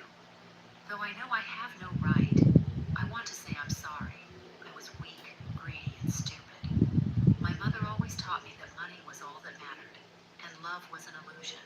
I believed it, and I lost the most important thing, you. Yes, I know I didn't truly love you, but I could have, if not for my mother, the plan, and my greed. You were special, smart, strong, beautiful. I didn't appreciate you. Now I understand. It's too late. I'm not asking for forgiveness. I just want you to know you were right about everything. Jabari. Olivia read it a few times, then burned the letter. Not out of malice, but because it simply wasn't needed anymore. A week later, a second letter arrived, this time from one of Jabari's ex-wives, Svetlana. Dear Olivia, I want to thank you for what you did. Thanks to you, I finally received compensation for my lost condo. The court ordered Jabari and his mother to pay me from their assets. It won't give me back 5 years of my life spent fighting, but it's some justice. You are a hero. If it weren't for your courage, we all would have remained victims. Thank you from the bottom of my heart, Svetlana. Olivia smiled. Her fight had helped more than just herself. August was hot. Olivia took a vacation, her first in 2 years. She decided to go to the coast. Khalil offered to go with her, but she declined. I need to be alone, to think about my life. I understand, he nodded. Have a great trip. Olivia went to the Gulf Coast, renting a small beach cottage. It was quiet, with few tourists. I understand, he nodded. Have a great trip. For the first few days, she simply lay on the beach, swam, and read books. She did nothing but simply be. On the evening of the fourth day, an elderly woman approached her. Gray hair, kind eyes, a light dress. Excuse me, do you mind some company? She asked. No, please sit. The woman's name was Sister May. She was 78. She had been coming here every summer for 30 years since her husband passed away. This is the only place where I feel at peace, she said. I feel his presence here. They started talking. Sister May turned out to be a very wise woman. She told stories from her life and offered advice. You're young and beautiful, but I see anxiety in your eyes. What happened? Olivia was surprised. How do you know? Age gives you the experience to read people. Tell me if you want to. Olivia told her everything, from meeting Jabari to the divorce and the trial. Sister May listened attentively, never interrupting. Do you know what you did right? She asked at the end. You weren't afraid to look paranoid. Many women are afraid to appear suspicious or foolish. They tolerate, they stay silent, they hope. And you listened to your intuition and saved yourself, but I lied from the very beginning. That's okay, that's self-defense. You instinctively sensed danger and activated a defense mechanism. Believe me, a woman's intuition is rarely wrong. If something inside tells you not to trust, you must listen. But what if I'm just being overly cautious? What if someone is good and I push him away? It's better to be overcautious and be wrong than to trust and lose everything. Good people will understand your caution. Bad people will pressure you and demand immediate trust. Olivia thought about it. Yes, Jabari had rushed things, proposing after 4 months, insisting on the wedding, saying they couldn't waste time. Khalil, on the other hand, was patient, waiting, respecting her pace. Thank you, Olivia said. You helped me figure things out. You're welcome, dear. Go live and be happy. You deserve happiness. Returning from vacation, Olivia felt a surge of strength. Her mind was clear. Decisions came easily. She invited Khalil over for dinner at her condo, the first time in their relationship. Are you sure? He asked. I can wait. I'm sure. Come at 8. Olivia cooked all day, wanting everything to be perfect. Khalil arrived with flowers and wine. What a beautiful condo, he admired, looking around. Did you handle the renovations yourself? Yes, after the divorce, I decided to update the space. You did a great job. I can feel your positive energy. They had dinner, drank wine, and talked. Khalil, I want to tell you something, Olivia began. I've been through a lot. Divorce, court, betrayal. It changed me. I became cautious, distrustful. That's normal. Khalil nodded. But I don't want the past to interfere with us. I trust you, and I want you to know this condo is mine. I bought it myself before I married Jabari. He tried to take it, but he couldn't. That's fantastic. Khalil took her hand. You are a strong woman, and I admire you, truly. Not everyone could handle an ordeal like that, and you not only handled it, but helped others. Olivia felt a warmth in her chest. He understood. He supported her. Thank you for being here, she said. Thank you too. Autumn arrived suddenly. It turned cold, and rain poured down. Olivia was walking home from work under her umbrella. She was in a good mood. Work was going excellently. Her relationship with Khalil was developing harmoniously. Her life was coming together. By the entrance, a woman was standing, soaked, thin, with a desolate look in her eyes. Are you Olivia? She asked. Yes. Who are you? I'm Anita, Jabari's fourth wife. Olivia tensed up. What do you want? To talk. May I? They went up to the condo. Olivia made some tea. Anita told her story. She met Jabari 6 years ago. He hadn't yet divorced his second wife. He promised Anita that she was the last, that he truly loved her. I owned a small retail business. It was doing well. Jabari suggested expanding and taking out a loan. I agreed. He put everything in his name, supposedly for tax benefits. Then the business vanished. The loan was left to me. I'm still paying it off. Why didn't you sue? I tried. I couldn't prove anything. He had fake documents, forged contracts. Everything was meticulously planned. And now? Now he's in prison, thanks to you. I came to thank you. You're welcome. I was just protecting myself. You did more than that. You stopped them. They would have continued if it weren't for you. Anita left after an hour. Olivia was left alone. She wondered how many more victims there were, how many women had lost money, homes, or businesses. She realized she had to tell her story so other women wouldn't fall into the same trap. The next day, Olivia called Simone. Simone, I want to give an interview. I want to tell my story publicly. Seriously? Yes, so women know how to spot these fraudsters. It's a brave decision. Are you sure? Absolutely. The interview was published 2 weeks later in a major women's magazine spanning 5 pages. Olivia told everything. How she met Jabari, how she sensed the deception, how she gathered evidence, and how she won the lawsuit. At the end, she gave advice. 1. Listen to your intuition. If something inside tells you not to trust, don't ignore that voice. 2. Don't rush into major decisions. Good people will wait. Bad people will hurry you. 3. Verify information. Google names, ask friends, and check references. 4. Don't be afraid to seem suspicious. It's better to be overcautious than to lose everything. 5. Document everything.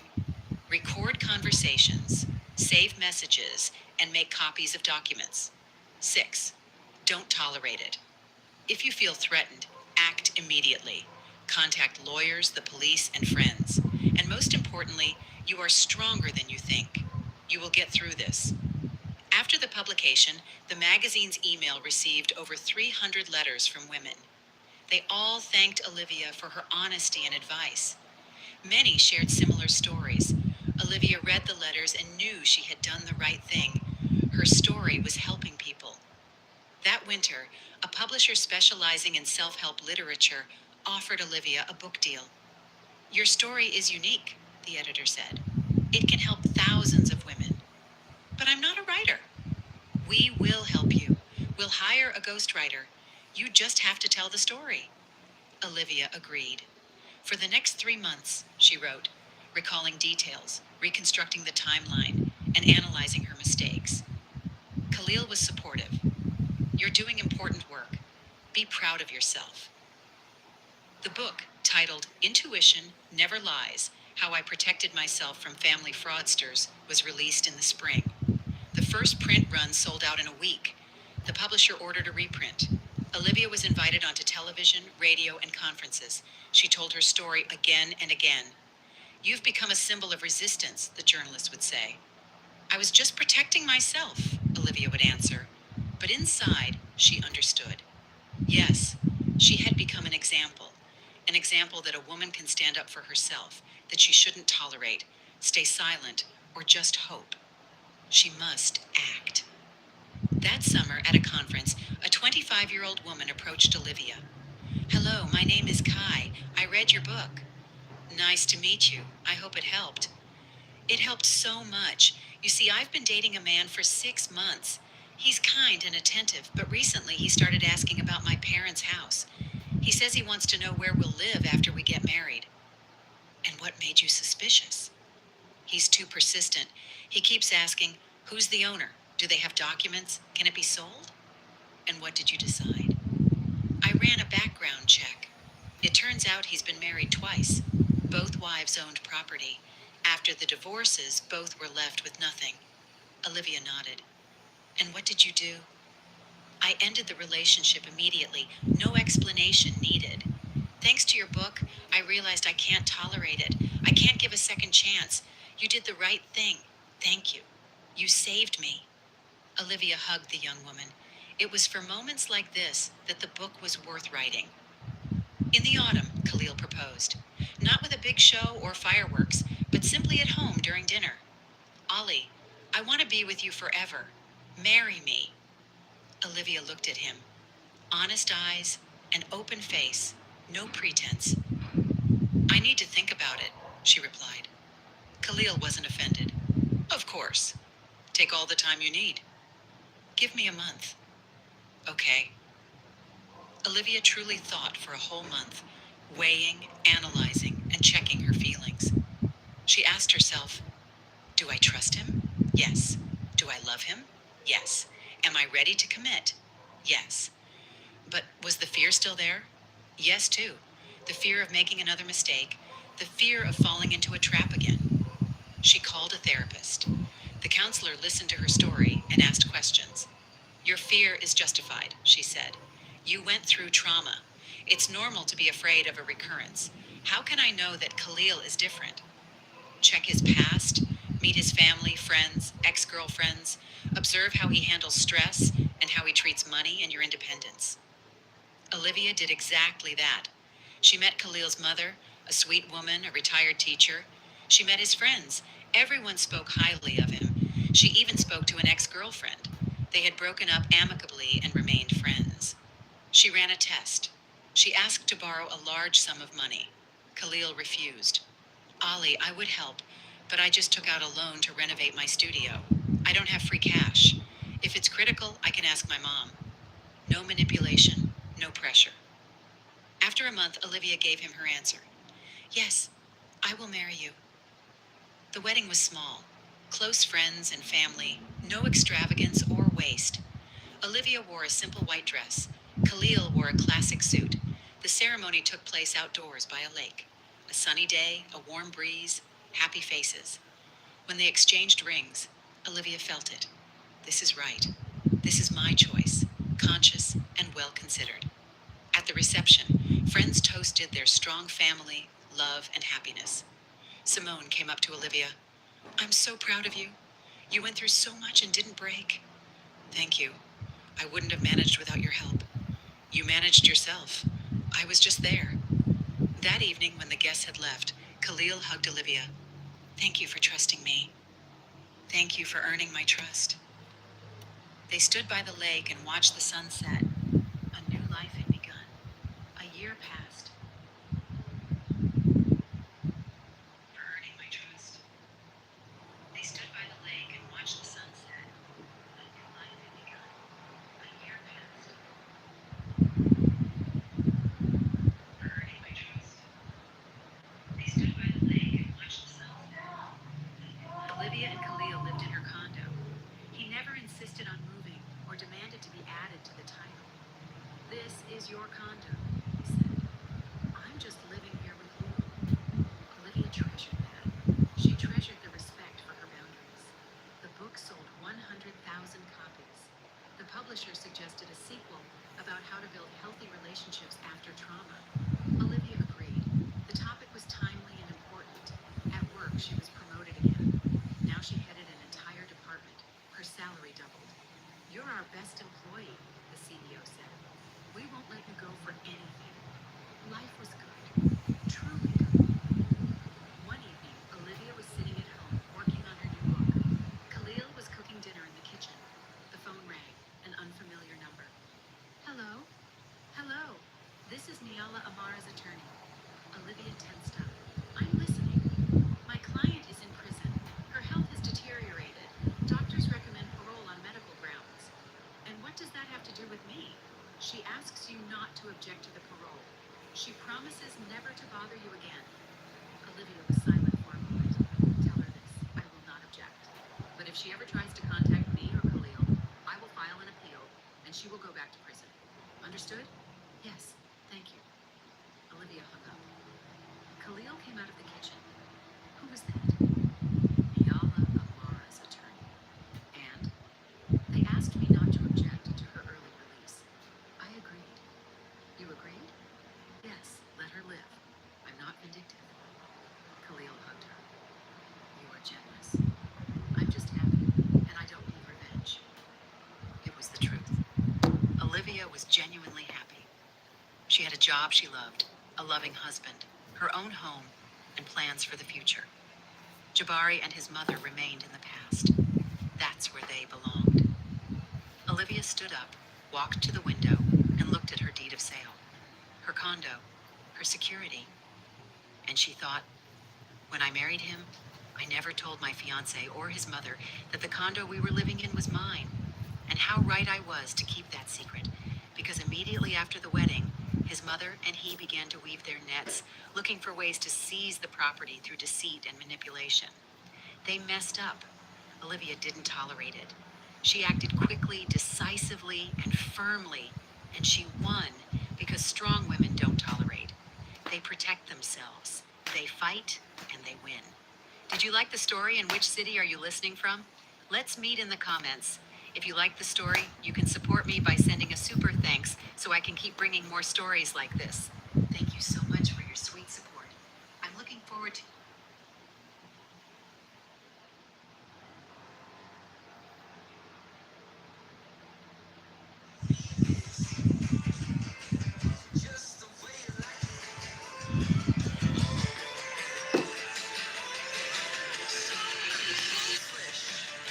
Get up on your feet, this is a shakedown.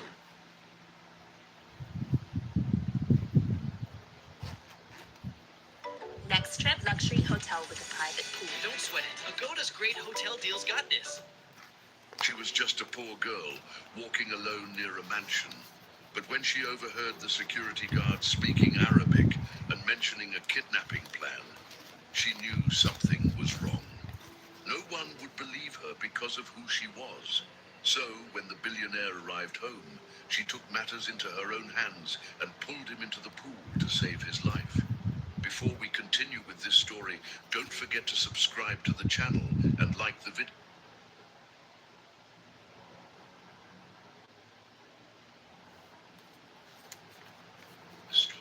Don't forget to subscribe to the channel and like the video.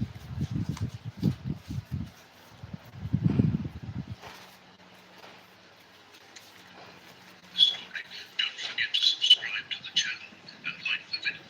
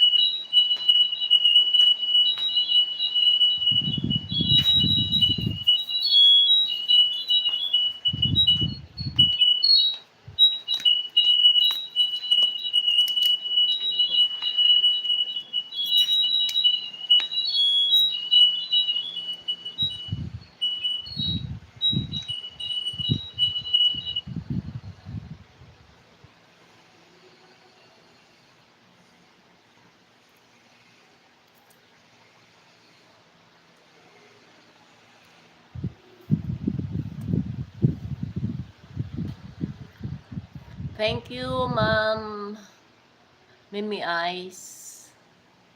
Hello. Good afternoon. Salamat sa pagbisita. Hello. Taga saan po kayo, Ma'am Mimi Ice?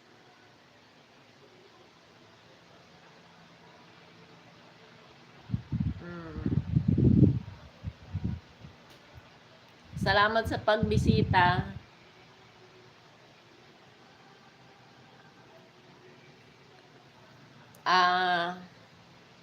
Sa ano na lang po, mamayang gabi ko na lang po babalikan yung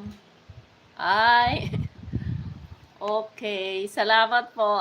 Balikan ko na lang yung ano ninyo kasi ano lang, isa lang yung gamit ko. Maraming salamat. Matagal na po ba kayo dyan?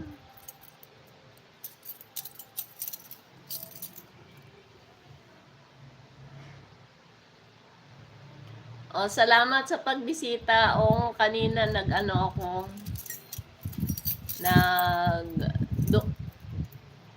Nagtambay ako sa ano niya kanina kay Sight Eye. So maraming salamat sa pagbisita.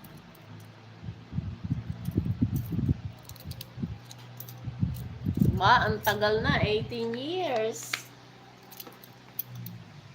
So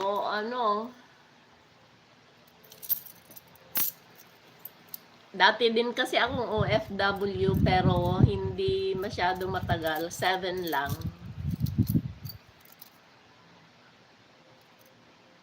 Salamat din. Bago lang kasi ako sa pagla-live, so hindi pa ako masyado nakaka-explore ng mga bagong so hindi pa ako masyado marunong sa mundo ng YT, kaya yung pag free time ako, pumapasok na ako sa mga live kasi nagla-live na rin ako. Anong oras ka nagla-live?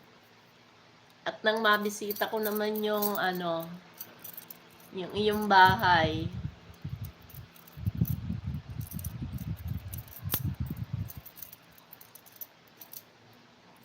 Para sa bagay mag-notify naman yun sa akin kasi nakadikit na ako.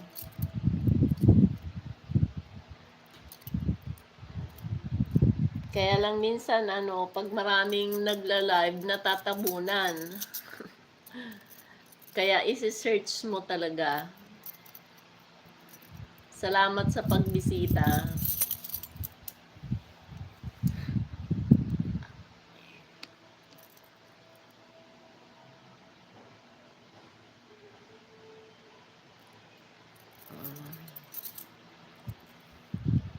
Taon-taon ka ba umuwi, Ma'am Mimi?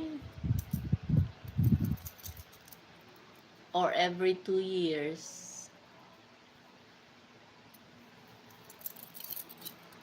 Nung panahon namin, medyo mahigpit pa ang mga lugar na yon. Ngayon na sila, maluwag na, modern na-adapt na nila yung mga mga European culture, Western. Kasi lumalabas na sila ng lugar nila. Kaya maganda ho sa Qatar, ang napapanood ko, ang dami nilang magagandang lugar. Yung mga mga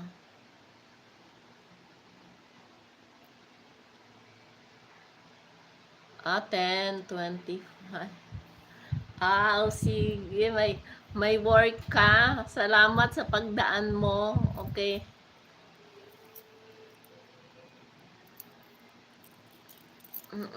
Umaga pala 10. Konti lang ang diferensya ninyo sa ibang lugar sa Middle East.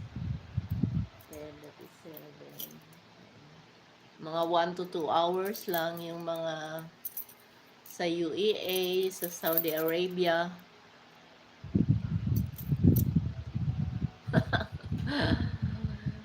Ay, ganun ba? Kanina nga nagtambay din lang ako kasi umaga. Siyempre pag nanay, maraming ginagawa sa bahay pagka umaga. Kaya nakatambay lang.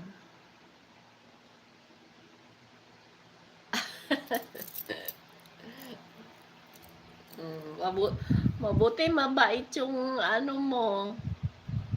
At 18 years ka na dyan. Bihirang-bihira yung ay, sorry pala, nalimutan ko. Bibigyan pala kita.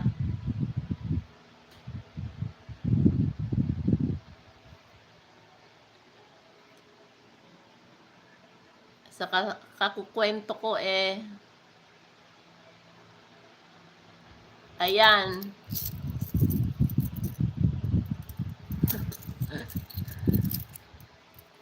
Salamat, nalimutan ko na. Ganon. Ganon ba yon? Pagka hindi mo lalagyan ng jacket sisipain ka. Hindi ko alam yun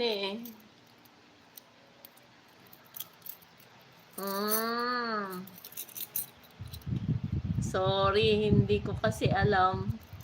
Ngayon alam ko na every time na may ako. Every time na may papasok, alam ko na yung gagawin ko kaagad. Newbie lang ako, ilang araw pa lang ako nagla-live kasi dati, siyempre, ko yung hindi ako masyado nagsiseryoso.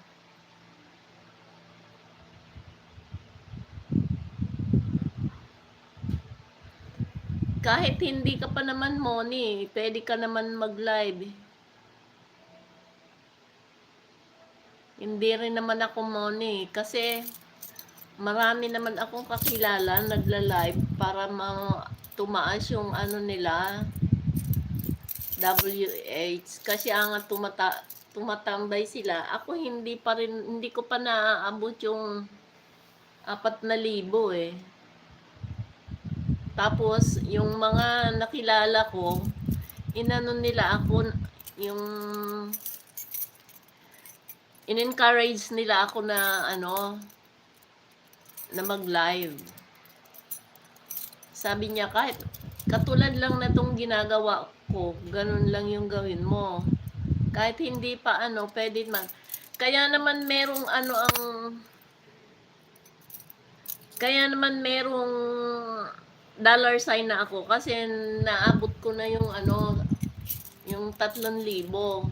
So excited ako. In-apply ko na doon sa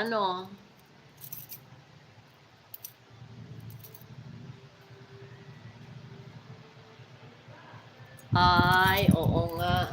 Okay lang 'yon. Ano lang kahit na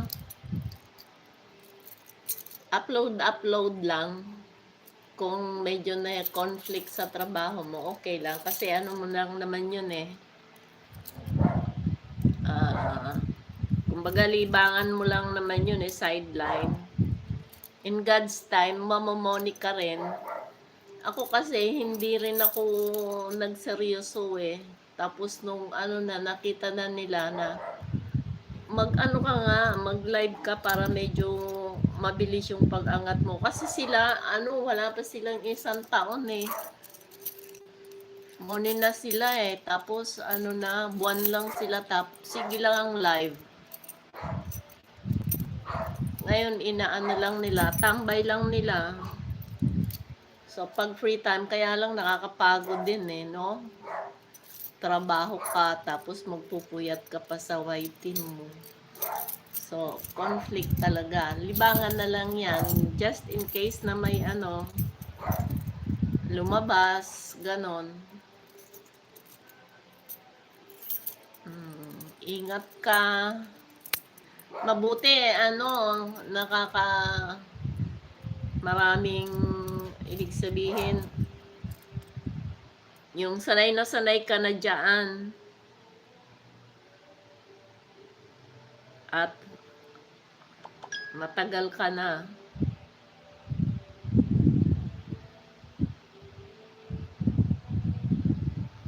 Sige, hayaan mo at manonood na lang ako sa iyo mamayang gabi. Kasi isa lang ang gamit ko na account eh. Dati ganun nga sana ako. Yung upload lang ako. Kaya lang, nag-try lang ako.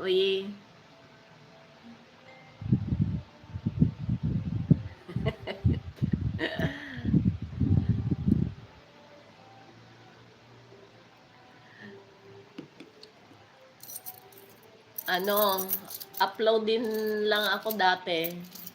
Kaya lang parang ang bagal. Tapos sabi nila, tingnan mo ako, wala pang oo nga. Ang hirap. Pagka-isa lang, hindi ka makapag-engage sa mga mo.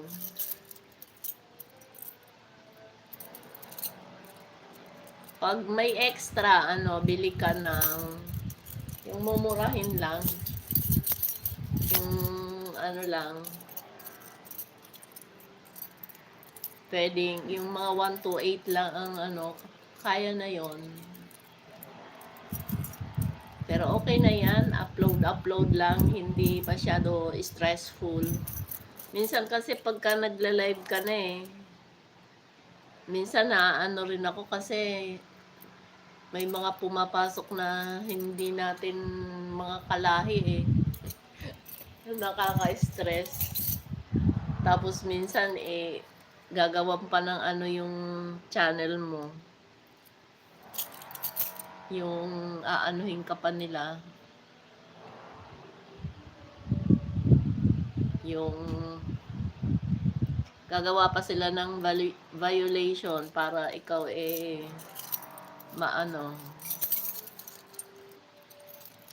maharangan. 10:30. Buti tapos ka na ng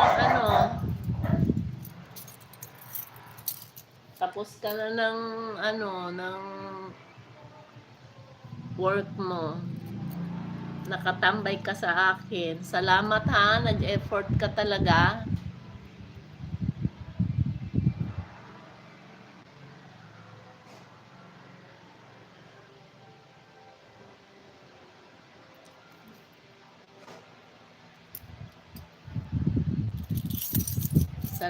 Salamat sa sa pagtambay. Ngayon, pag gusto mo may kausap, okay lang. Salamat.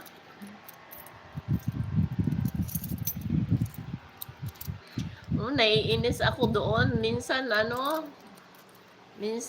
may pumasok sa akin na kung ano-ano ang ginawa ko, tinapos ko kaagad. Sandali lang. Kasi nga, hindi mo naman malalaman kung ibang lahi talaga yon kasi minsan gumagawa sila ng mga ninja account. Kaya hindi mo rin masabi, minsan mga kalahi din lang natin yun nang-o-cry Kaya minsan tinitingnan ko din.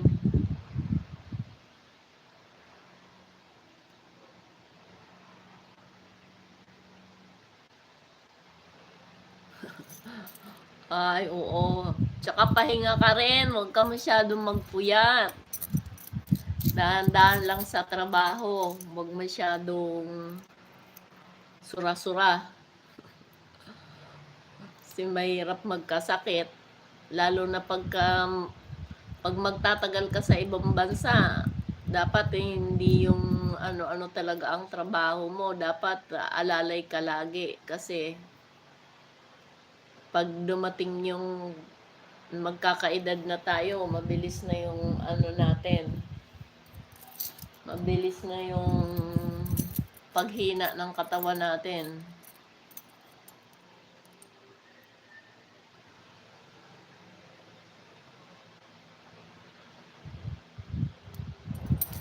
Oo, pero kain ka ng masustansya.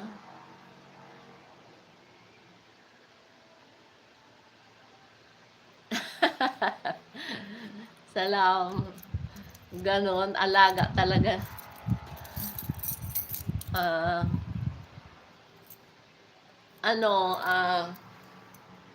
sa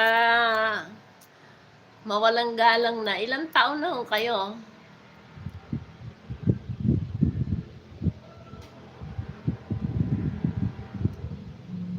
Kasi 18 years na kayo eh. So that is siguro more or less nasa 50 na kayo eh.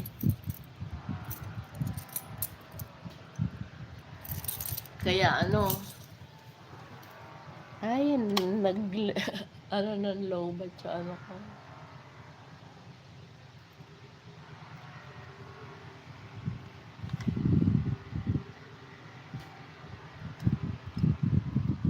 Hala.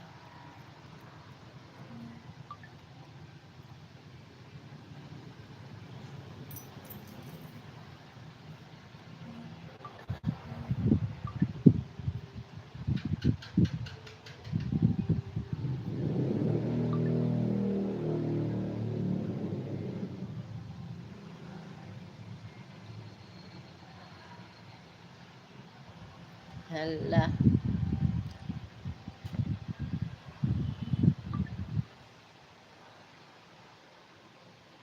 Ay, oo, may mga apo na. Ako, wala pa akong apo. Hindi pa nagsisipag-asawa yung mga anak ko. May edad na rin ako.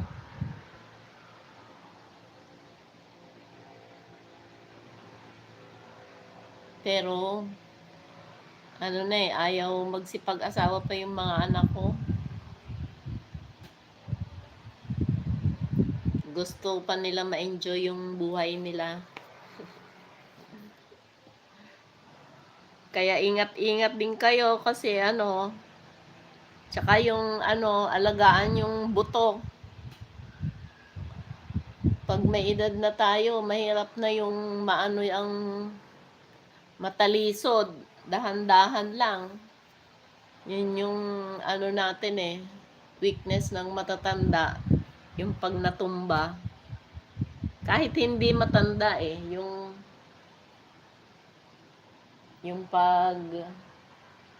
mga talisod ba, hulog.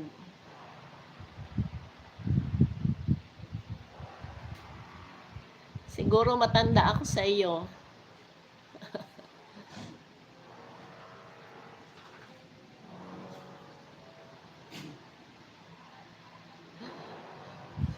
Hindi. Yan? May nagturo sa akin na pag medyo nasakit yung mga kasukasuan niya, pinya. Kain kayo ng pinya. Para para marirelieve daw yung ninyo, kasukasuan. At saka mag-vitamin D, mag-vitamin kayo, calcium sa buto. Nagiinom po ba kayo ng nagiinom kayo ng mga vitamins, kahit multivitamins?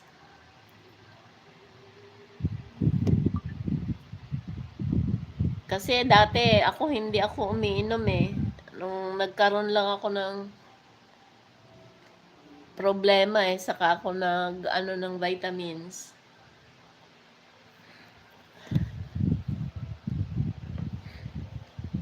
Kung paminsan-minsan magpapamassage din kayo para yung mga ugat-ugat natin na na nawawala yung mga bara-bara, nakakahinga.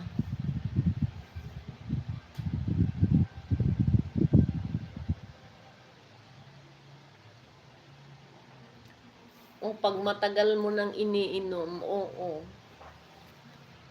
Ano, mag-resorts ka na lang sa sa mga healthy na pagkain. Magaganda, masasarap naman yung pagkain diyan, yung mga gulay, mahilig naman sila sa gulay eh. Kaya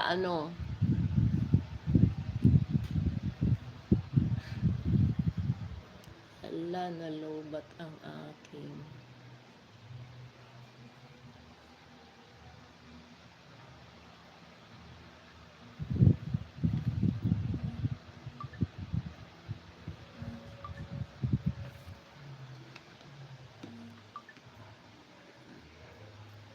nag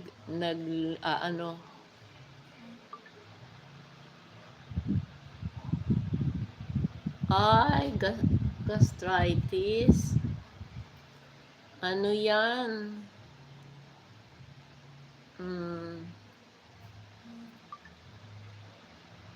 Ingat-ingat dyan sa ay manok. Paminsan-minsan bibili ka ng mga gulay. Sa salad naman, mahilig sila sa salad, 'di ba? Yung manok, inaanohan nila ng salad yan yung kabsa. Ayan na lang ang papakin mo. Yung salad nila na yung inaano sa kabsa, yung sinasama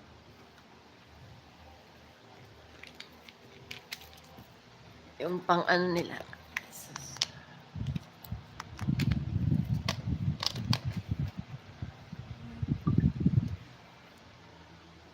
Alam nyo ba yung oo nga, nagluluto ka ng tama yun, isda, paminsan-minsan. Maraming isda dyan eh. Malalaki pa. Kasi hindi sila kumakain ng maliliit, di ba? Hindi sila mahilig sa seafoods. Alam ko ang mga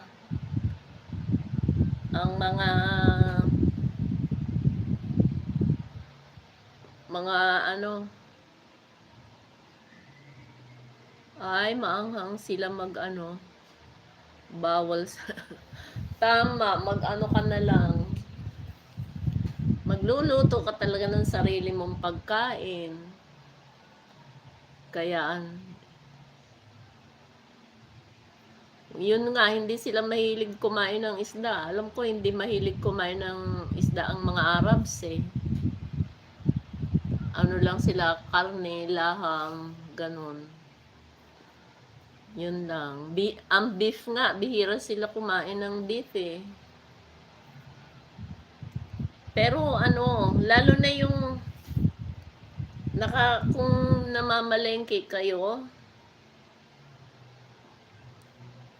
paminsan-minsan bibili kayo ng isang pirasong isda, bangus. Meron naman dyan bangus eh. Kasi yung mga Pinoy, namimili sila. Kaya okay lang.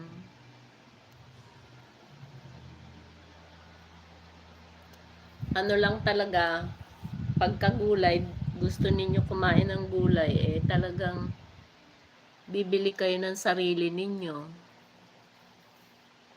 Pero okay lang yun, basta sa kalusugan naman natin.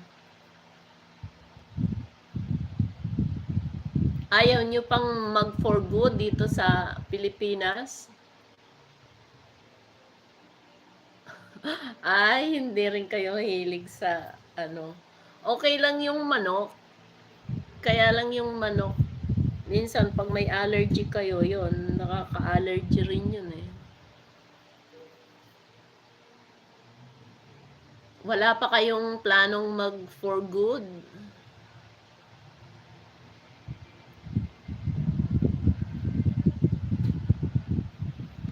Saan ho kayo dito sa atin, sa Pilipinas? Ako po ngayon nandito ako sa Rizal.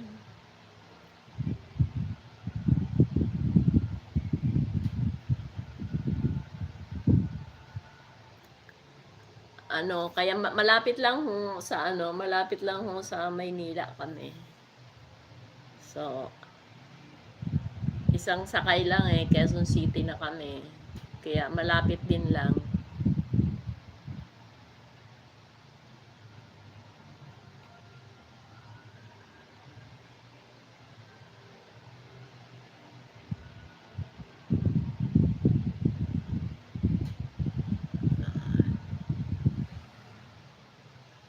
Oo nga, ba't ayaw nyo pang umuwi?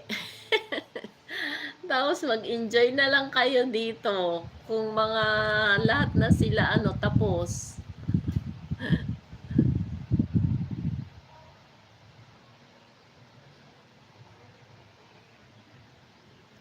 Ay, mahal na mahal kayo ng amo nyo. For 18 years, nag-iisa, dyan lang ho kayo sa kanila. Kung ba na-attach na sila sa inyo Meron talagang ganon. Pag nagustuhan ng ang turing sa inyo kapamilya na halos ayaw na kayo pauwiin sa pamilya nyo.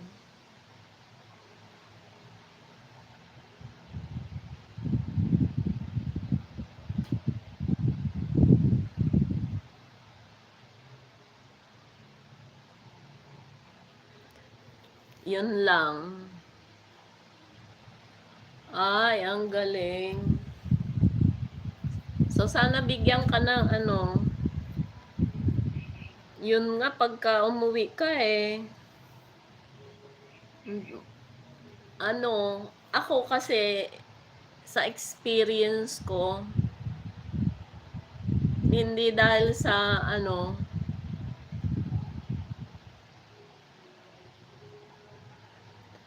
oo, pwede, mag-enjoy ka na. Kung wag mo nang isipin yung financial, kasi ang iniisip mo siguro, wala kang trabaho. Pero pag nandito ka na, may enjoy mo yung mga apo mo. Tapos para nakikita mo sila habang lumalaki sila. Kasi pag umuwi ka ng 60 dito, naku po. Na yan, pagod ka na rin. Hindi ka naman mabibigla. Kasi minsan, pag nabigla daw sa trabaho, yung nanghihina ka, hindi ka mabibigla kasi may mga ka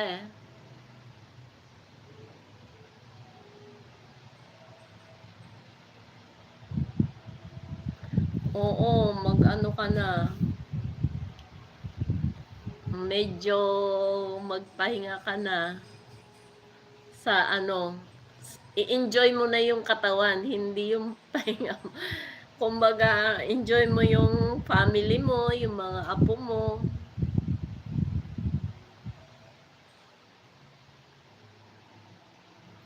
Tama. Alam mo, ako senior na ako. Tapos, pag niyaya ako ng mga kamag-anak ko, alis ako. Kasi, kailan tayo mag-enjoy pag hindi na tayo nakakalakad? Habang kaya pa natin, enjoy natin yung buhay. In a good way naman, hindi naman yung abuso. Kumbaga, maging masaya lang kasi minsan pagkasama mo yung mga mga kakilala mo, mga kaibigan mo, mga kamag-anak mo, masaya yung nagtatawanan. Tapos, ayan, may YT ka pa. Paminsan-minsan mag-uusap tayo dito sa saang probinsya ka ba? Kasi ako senior na rin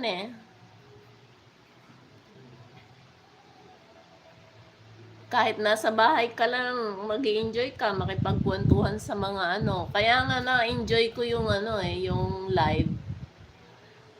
Dahil minsan may mga pumapasok sa akin, nakikipagkwentuhan, ng parang katulad ng kwentuhan.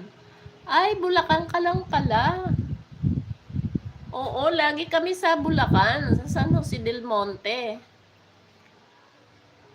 Kasi may kaibigan kami doon. Pinupuntahan namin yung bahay niya.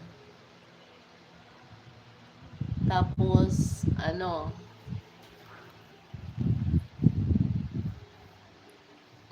malapit lang naman yung Bulacan dito. Ay, mag-i-enjoy ka pag nandito ka na. Tapos mag-whitey-whitey ka lang, oh. Hindi na sa atin importante ang maraming pera. Ako sa akin nagwa-whitey ako hindi para sa akin kasi hindi sa buong buhay ko hindi ako nakakaipon ng malaking pera eh.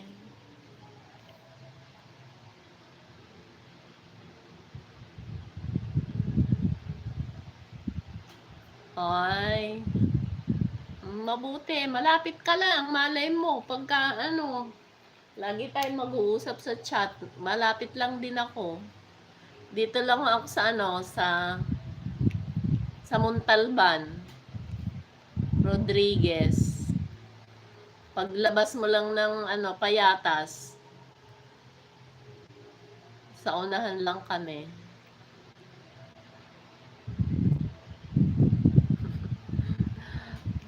Hindi ako nakakaipon eh. Ang pera sa akin lahat dumadaan lang eh. Pag may pera ako, matutulog lang sa kamay ko. Kinabukasan na yan.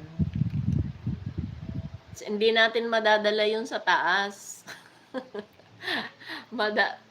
Ang madadala natin yung mga memories natin na magaganda, mga ginawang maganda. Kaya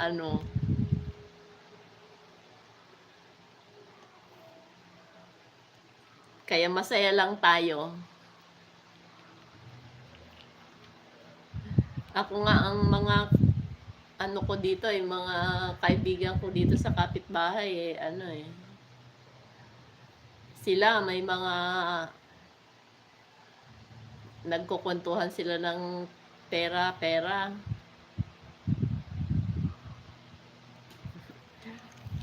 Hindi lang ako kumikibo kasi wala akong pera Sabi ko nga kahit wala akong pera nakakapag-enjoy naman ako Okay lang. Masaya lang.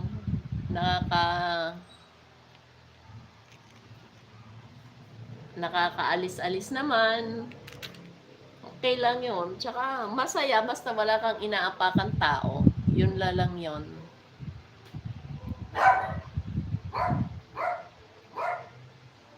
Kaya yung lalo sa panahon ngayon, sa dami ng mga nangyayari sa mundo, pag maiisip mo sa isang saglit madali lang bawiin yun Ang importante sa atin yung yung maiiwan natin na maganda.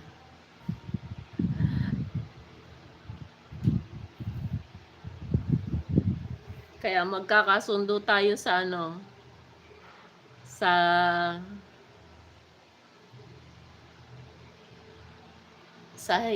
sa gusto. Enjoy lang pag may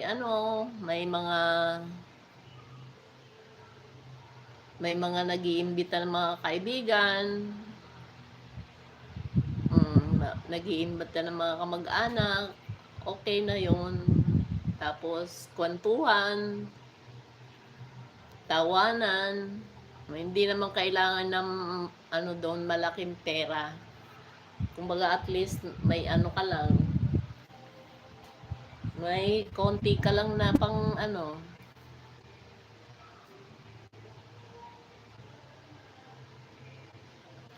Sige, salamat. Okay, salamat sa pakikinig sa akin. At ano na yan, may mga kailangan na yan. Wala silang pasok.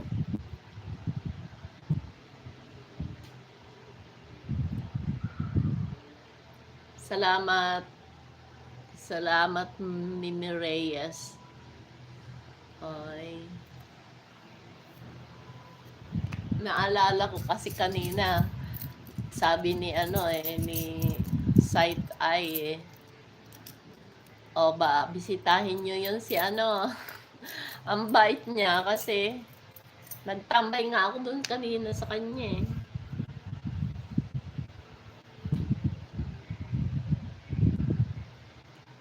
Kasi yung mga din niya, mga supporter din niya, inuutusan din niya na na bisitahin ninyo to si ganito, si ganon para tumaas din yung tumaas din yung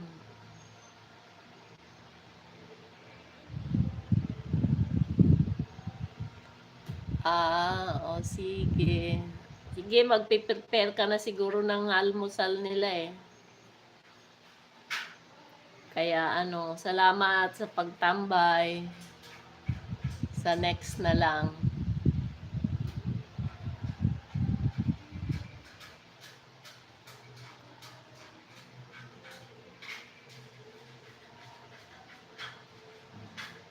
At mag-i-end na rin ako. Ilang oras na rin ako. Magti 3 hours na rin ako eh.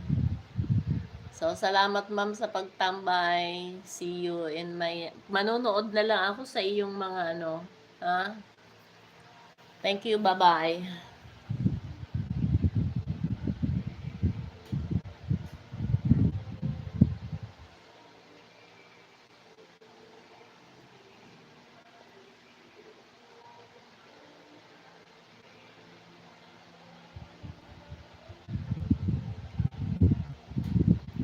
Makikinig at saka malulubat na rin po ako.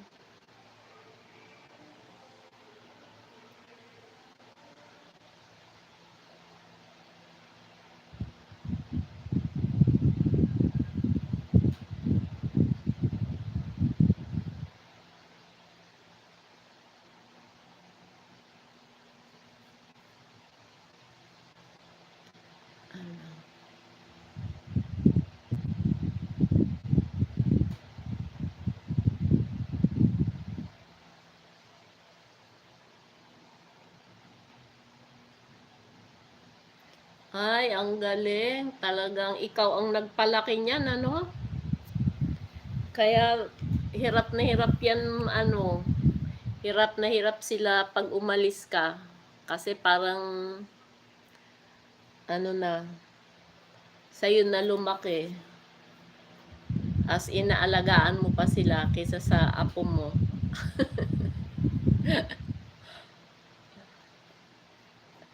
Ayan ang hirap ng OFW eh. Sakripisyo ang pamilya. Pero hindi mo nga alam kung ano ba yung pipiliin mo. Family o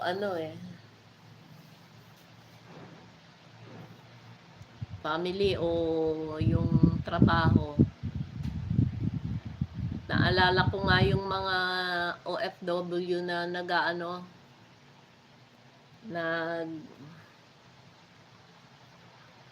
nagpo-for good, hinahatid ng mga kanya-kanyang amo nag-iiyakan.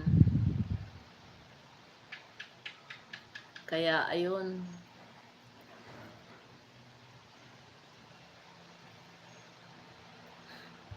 Maraming salamat sa pagtambay.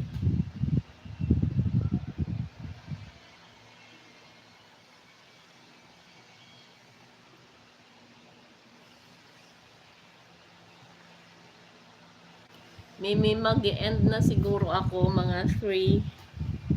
Ano na ba yon? 4:04. Kasi magti 3 hours na ako. Tapos,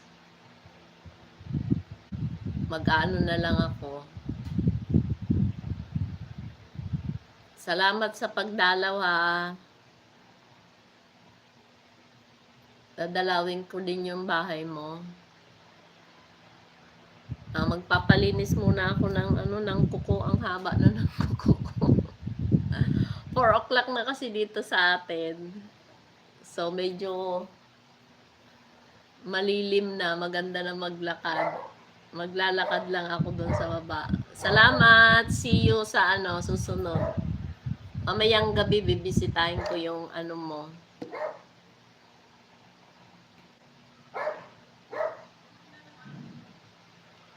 O sige, iwan ko na lang nakatambay to, pero hindi na ako magsasalita. Pwede ba yon? Tambay lang ako.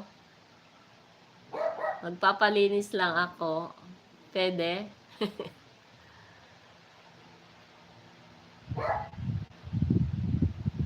Pareho tayong tambay.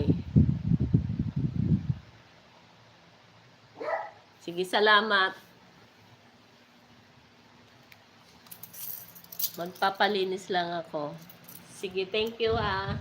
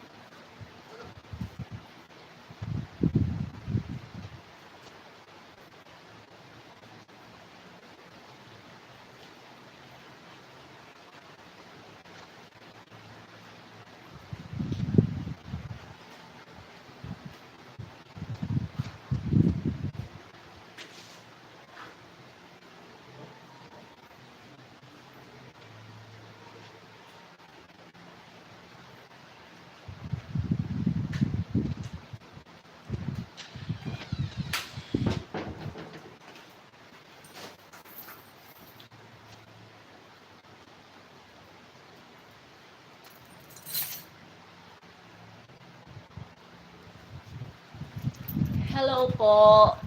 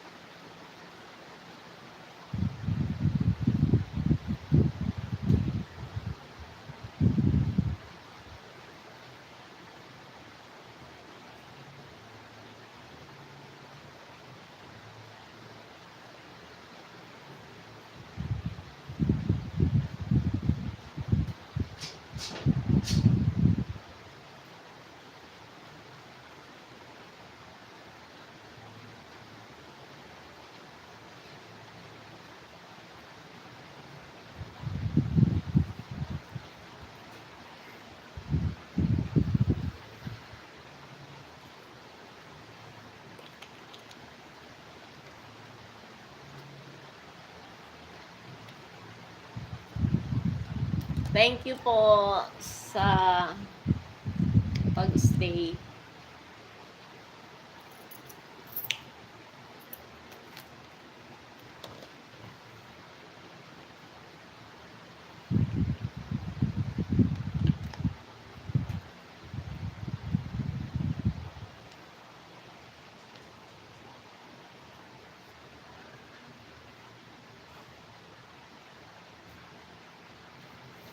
Salamat po. Meron po kasi umiikot-ikot din. Thank you po.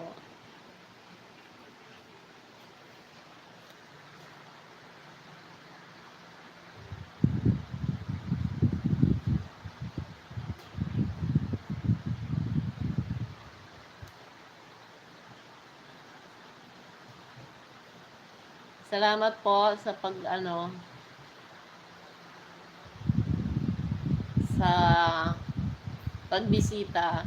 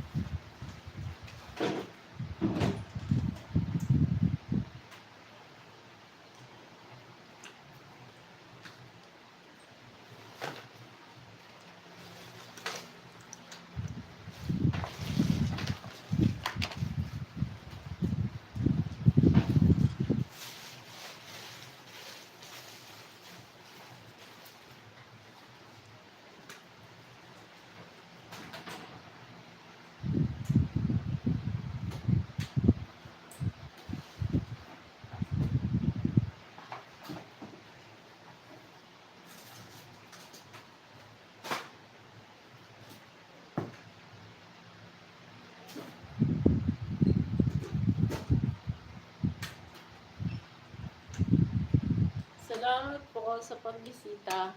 Okay. I'm back.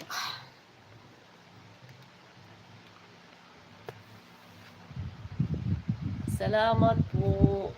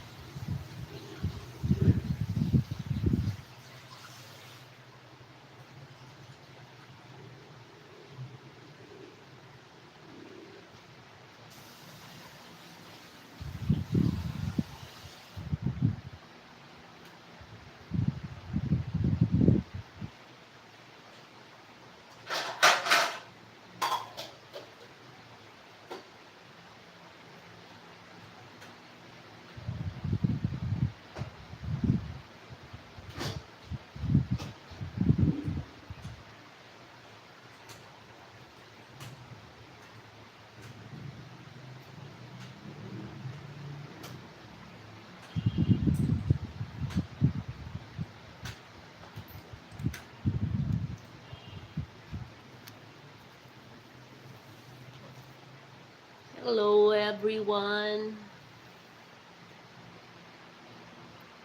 Good afternoon po. Salamat sa pagbisita. Ay, umulan na naman dito sa amin. Rain or uulan, araw.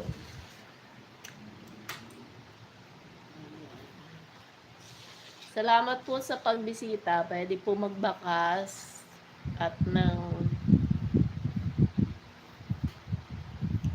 mabalikan ko po kayo. Thank you po.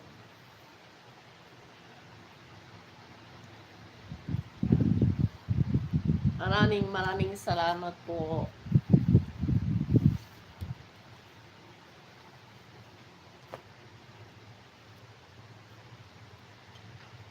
Salamat po sa pag-stay. Mama Reyes.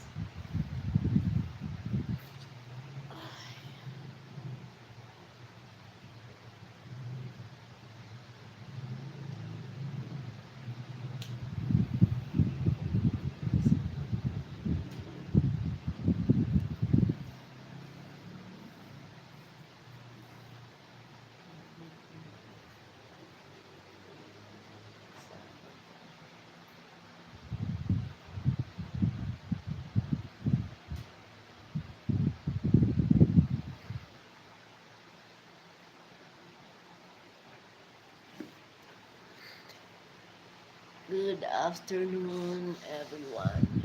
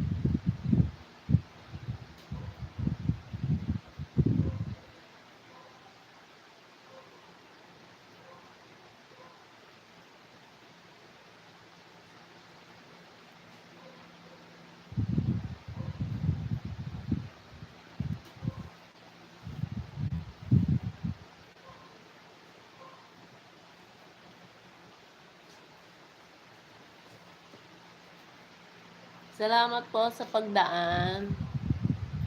Hello. Maraming salamat po. Thank you po.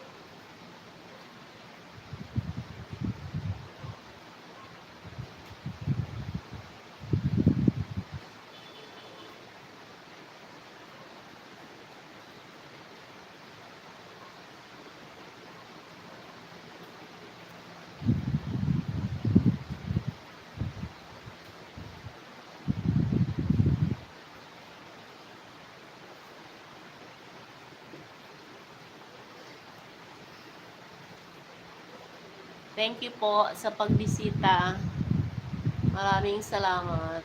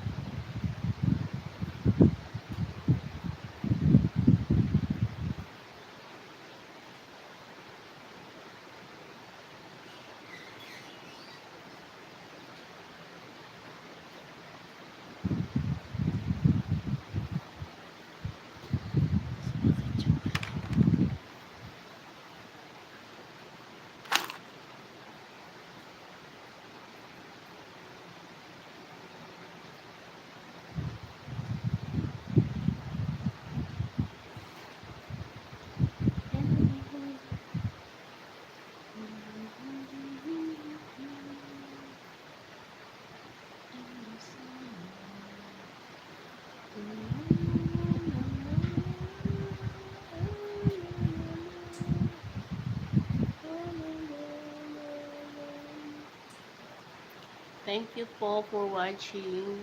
Thank you po sa pagbisita.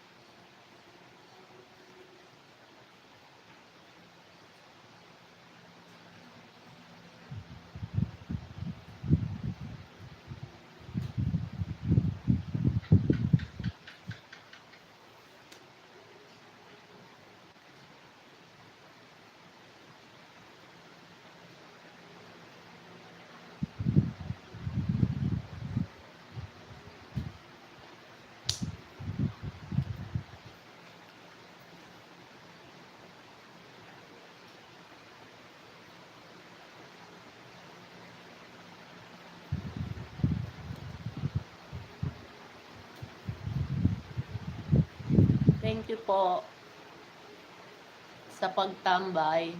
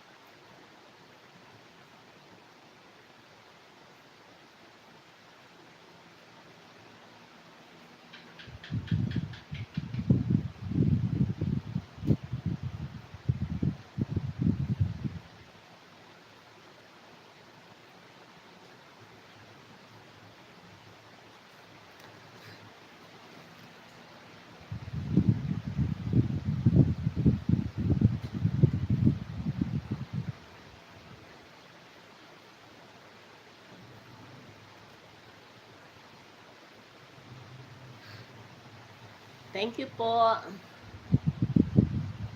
sa pagbisita.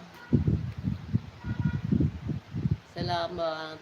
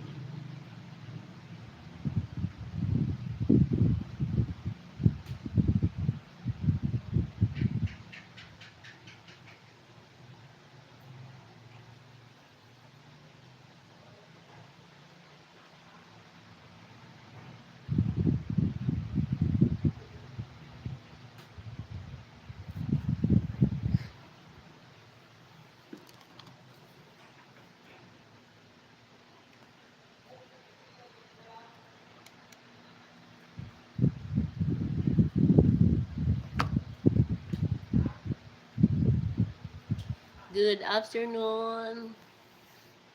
Salamat sa pagdaan.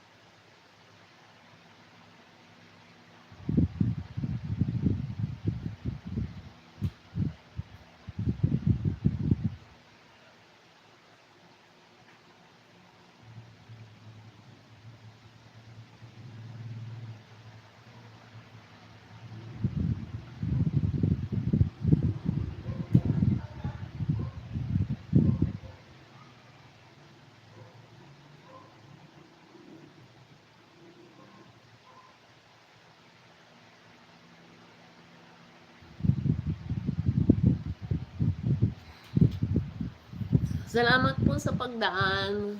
Thank you. Pwede pong mag-iwan ng bakas. Maraming salamat po. Ay, nag-lowbat po ako kasi. So,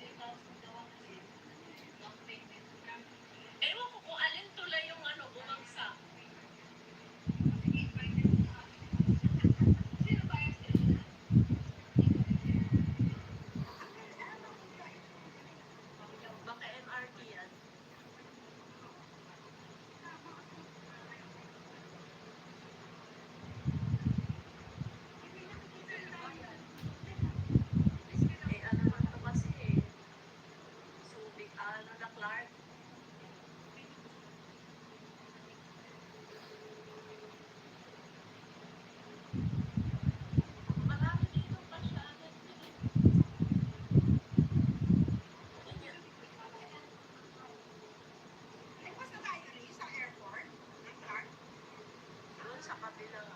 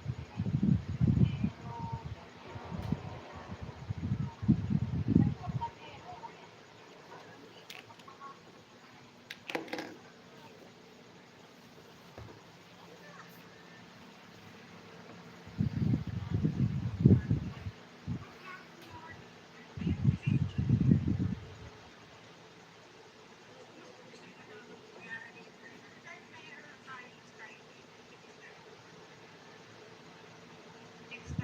Pero tutuusin, ang layo talaga nito. Kaya lang kasi nakita natin ganito, gano'y kalsada, walang traffic. May oras na halos walang